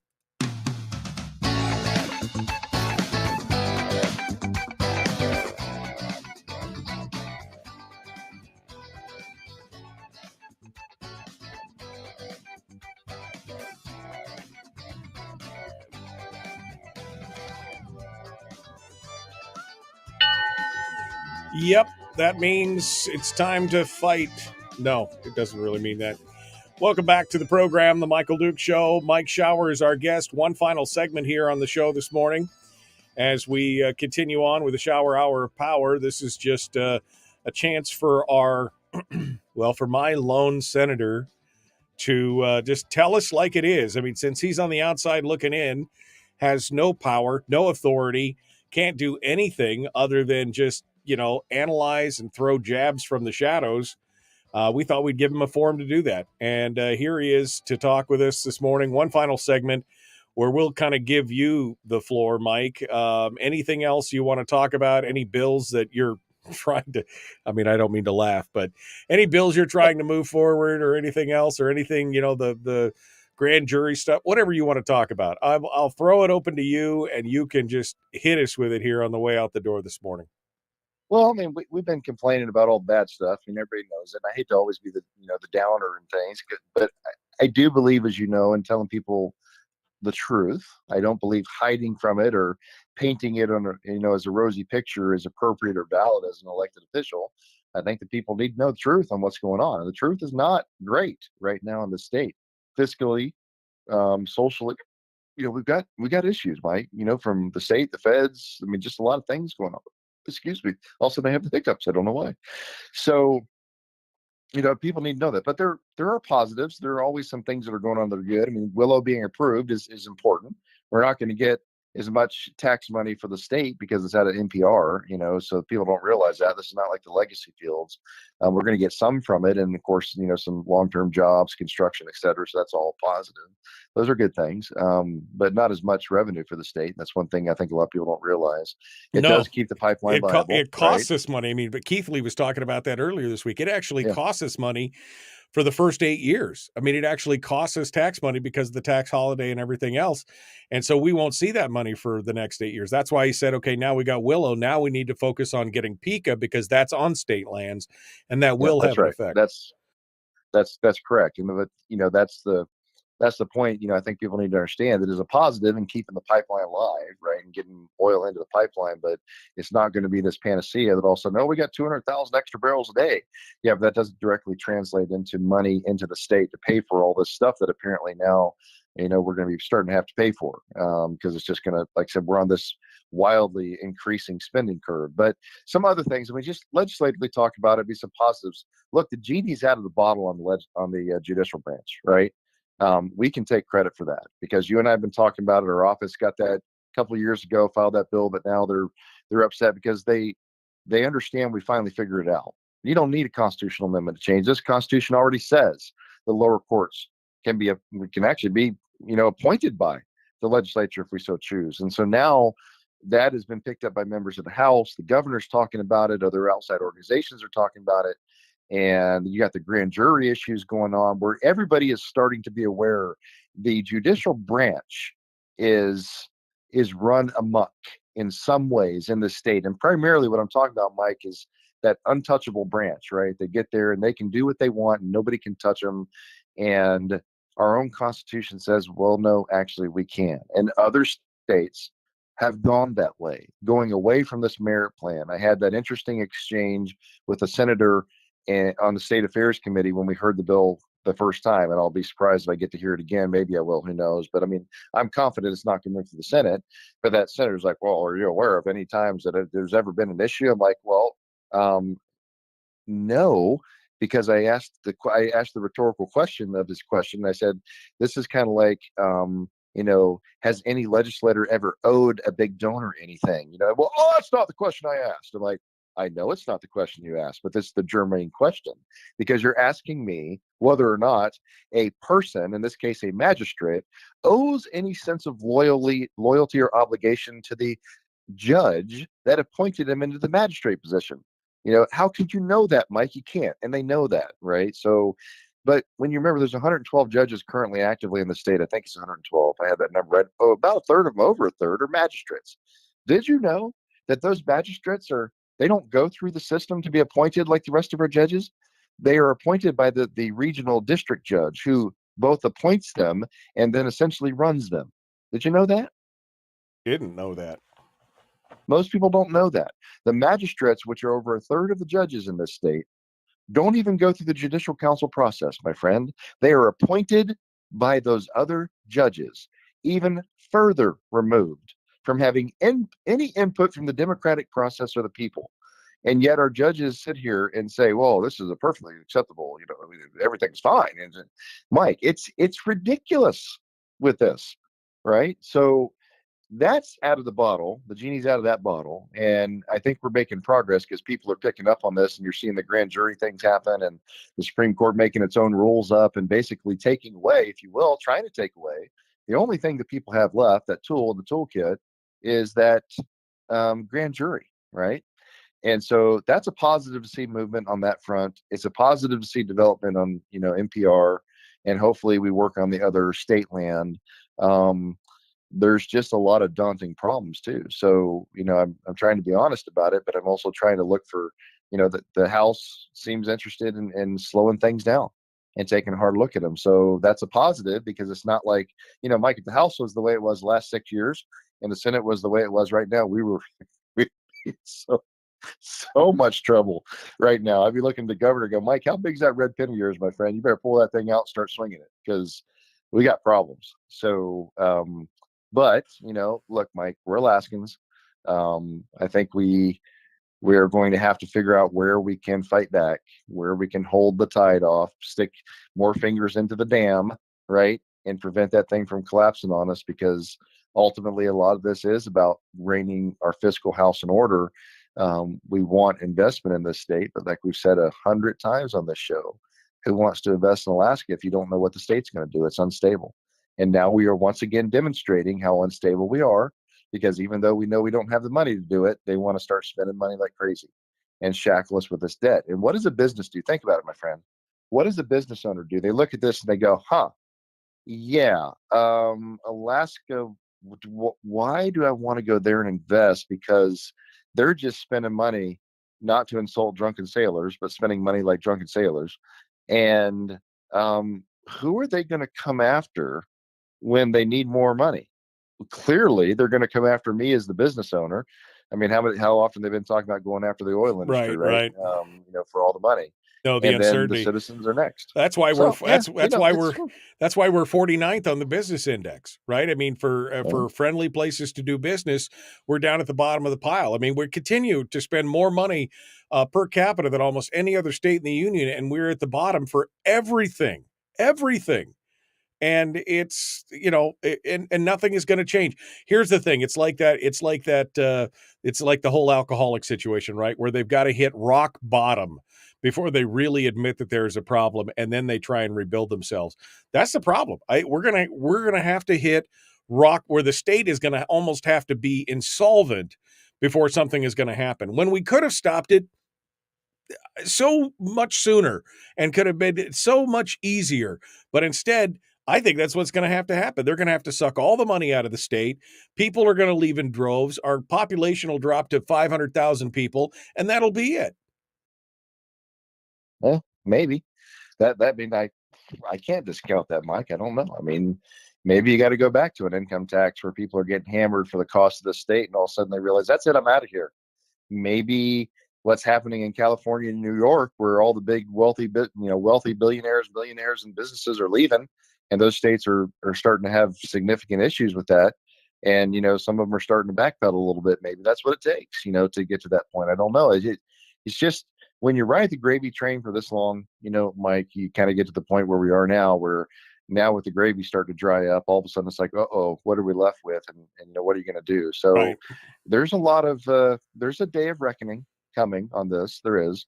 And maybe them enacting some of these programs is just going to accelerate the day of reckoning. Maybe it needs to happen sooner rather than later. I don't know. You spend the money and go broke. What's the saying right now? Go woke, go broke. That's kind of part of what the state's doing now. Maybe that'll get us to the point where we go broke sooner, and we'll finally force the hard decisions, because clearly they are not interested in making some of the hard decisions right now, because we're not going in the right path of fiscal conservatism or a balanced, comprehensive fiscal plan. So I don't know, brother. I mean, it's kind of a down week that way when you look at it. But for me, perspective wise, all I can do is sit back and tell you guys what I'm seeing and watching the Bills, because I have no input into it right now other than just watching. So keep us, I am working the shadows. You're working it, jabbing from the shadows, as I said earlier. Mike Shower has been our guest, the Michael Duke Show. Thanks for coming in and joining us. Tomorrow is another day. We will see you then. Be kind, love one another, live well. We'll see you then.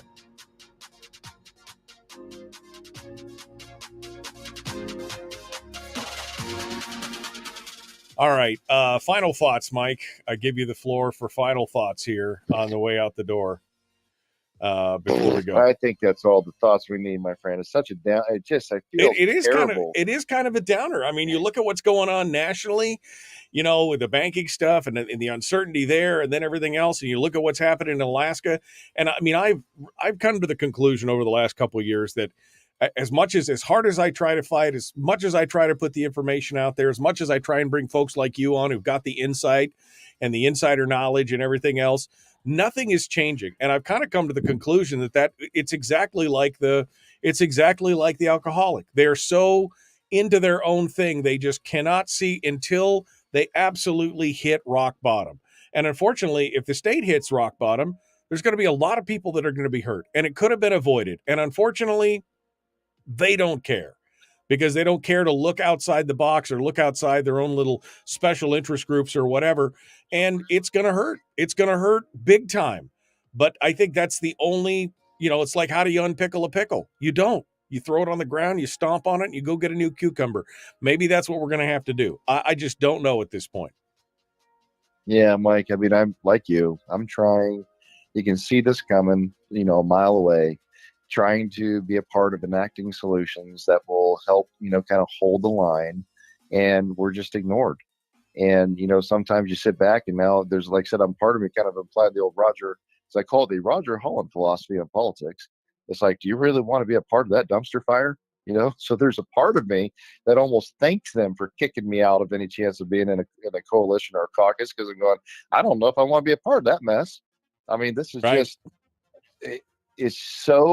We're going so fast and so far in the wrong direction here on this that I'm kind of going, well, thank you for putting me on the outside, because at least I can look at my constituents and go, not my fault. I voted no on all that garbage. I've been proposing plans and solutions for years and being ignored. So at least I can look honestly, into my constituents' faces and answer the questions. It goes, not on me, folks. I have tried. Well, and really our last hope at this point, as you said earlier, is how big is the governor's red pen? I mean, I don't have a high hope that the governor is going to be really ambitious with his vetoes, but I mean, in a perfect world, that's what would happen, and that would be the solution to a lot of this. But I just don't know. It's beyond the budget, Mike, for him to do that. That's a year-over-year thing for the most part. It's the red pen. I should have been more clear about it. Is not really related to the budget, and I think you understand that. It's about these bills. I mean, Mike has got to be willing to look at the BSA and go, no, can't do that. You can't afford it. He's got to look at the defined benefits and go, no, I'm going to have to veto that. No, we can't afford to do that. I mean, he's going to have to swing on some really hard things that are policy driven, right? Stuff that's costing us the money now. It's not the year-over-year budget. That's almost, I mean, I'm not even, notice we've hardly talked about that, including the PFD, because I'm not going to waste my effort on something I know they've already got locked up in the bag. So they've already got a stranglehold on the budget and how it's going to come out and where the money's going. They've got that down like a racket. So I've been banging my head on that wall for years. So I'm not even spending a lot of time on it. What I am concerned about and effort is making sure policy-wise we're not completely just thrown under the bus here. And that's what I'm talking about with this pen. Mike's going to have to find a way to make sure he has got a veto-proof ability to stop some of these things, because without that, you look at your kids and grandkids and go, sorry guys, I hate to tell you this, but you're going to be California here in Alaska shortly, where we're going to take, feds are going to take a third of your income, and the state's going to take another, 15, 20% of your income. You're going to be working from about 1 January to September for the state, for the government, before you get to start keeping some of it. So there's great potential for that. And like you said, maybe that's what it takes, Mike. I don't know. I'm naturally a positive person, and right. I'm naturally a fighter, and I want to not do that. But there are so many forces between big union influence in this state and the old guard, et cetera, that it's like you're just punching as hard as you can and nothing's happening. So, maybe it's time to pivot. Maybe we look at a different way. We reassess the battle strategy and go a different way. I don't know. Well, and I'm afraid what'll happen too, in part of this, because I've already seen it in three comments this morning from 3 different listeners, said if it gets any worse, I'm leaving. And that's unfortunate, because that's what's going to happen. A lot of good people will just be like, I can't fix it. I can't do anything about it. And I can't afford to stay. And that's going to be disappointing for those of us who are going to try and remain here. It's painful. It's a painful thing. Like I said, when the bottom finally does drop out and we hit rock bottom, A lot of people are going to be hurt, and we could have prevented it, and that's the worst part. I guess that's frustrating. Yeah, I agree, and that is what's happening in many other parts of the country, Mike. Yeah, you go to Tennessee, and you talk to Tennessee, and every other, because my in-laws live there, so we visit them once or twice a year, and every other person you meet, Mike, is from California, and I kid you not. Where are you from? Oh, California. Why'd you leave? Because the freaking state's insane. Yeah. Politics are wonky. The taxes are killing me. Yep. I brought my business here. I brought my money here. That's what's happening across the country, Mike. People are going to Texas and Florida and Tennessee and Oklahoma and Idaho. Oh, yeah. And they're getting out of New York and California and Washington and Oregon. This whole movement to secede from the eastern side of Washington, Oregon is gaining steam again. I mean, people are voting with their wallets in their feet because they've got to survive. And I don't blame them. And you're not wrong. Alaska may be next on that list because it's already expensive to live here. We're up here ways with logistics and the cost of things. And so maybe that's where it goes, Mike. People just start leaving. Yeah. And, eventually you have to rein things in. I don't know. It's troubling because this is my home, adopted home. Yes, but it's my home. My kids and grandkids are here, and it's worth fighting for. And I'll continue to try. You and I are just gluttons for punishment. Yeah, that's all we can do. That's all we can do is keep fighting. Don't grow weary in well-doing. That's all we can do. All right, Mike Shower. That's all you can do, brother. Thanks so much. I appreciate you coming in, my friend. I'll talk to you soon. Sounds good, man. See ya. Thanks, folks. We are out of time for today. We're gonna go. We'll be back tomorrow. Have a great day.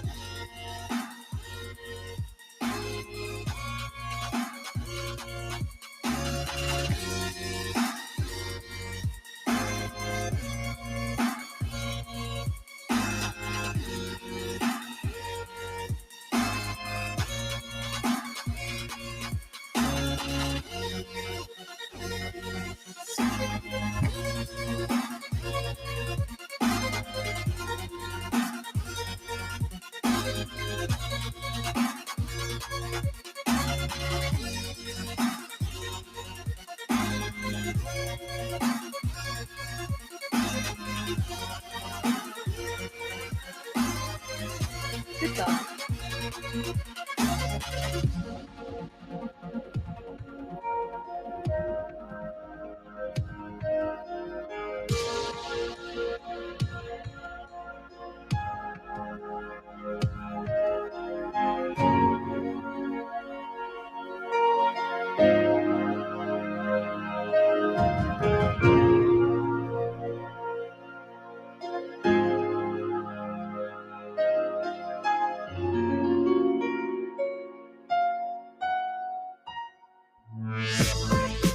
We've shed our terrestrial radio skin, and now we are slimy lizard internet people.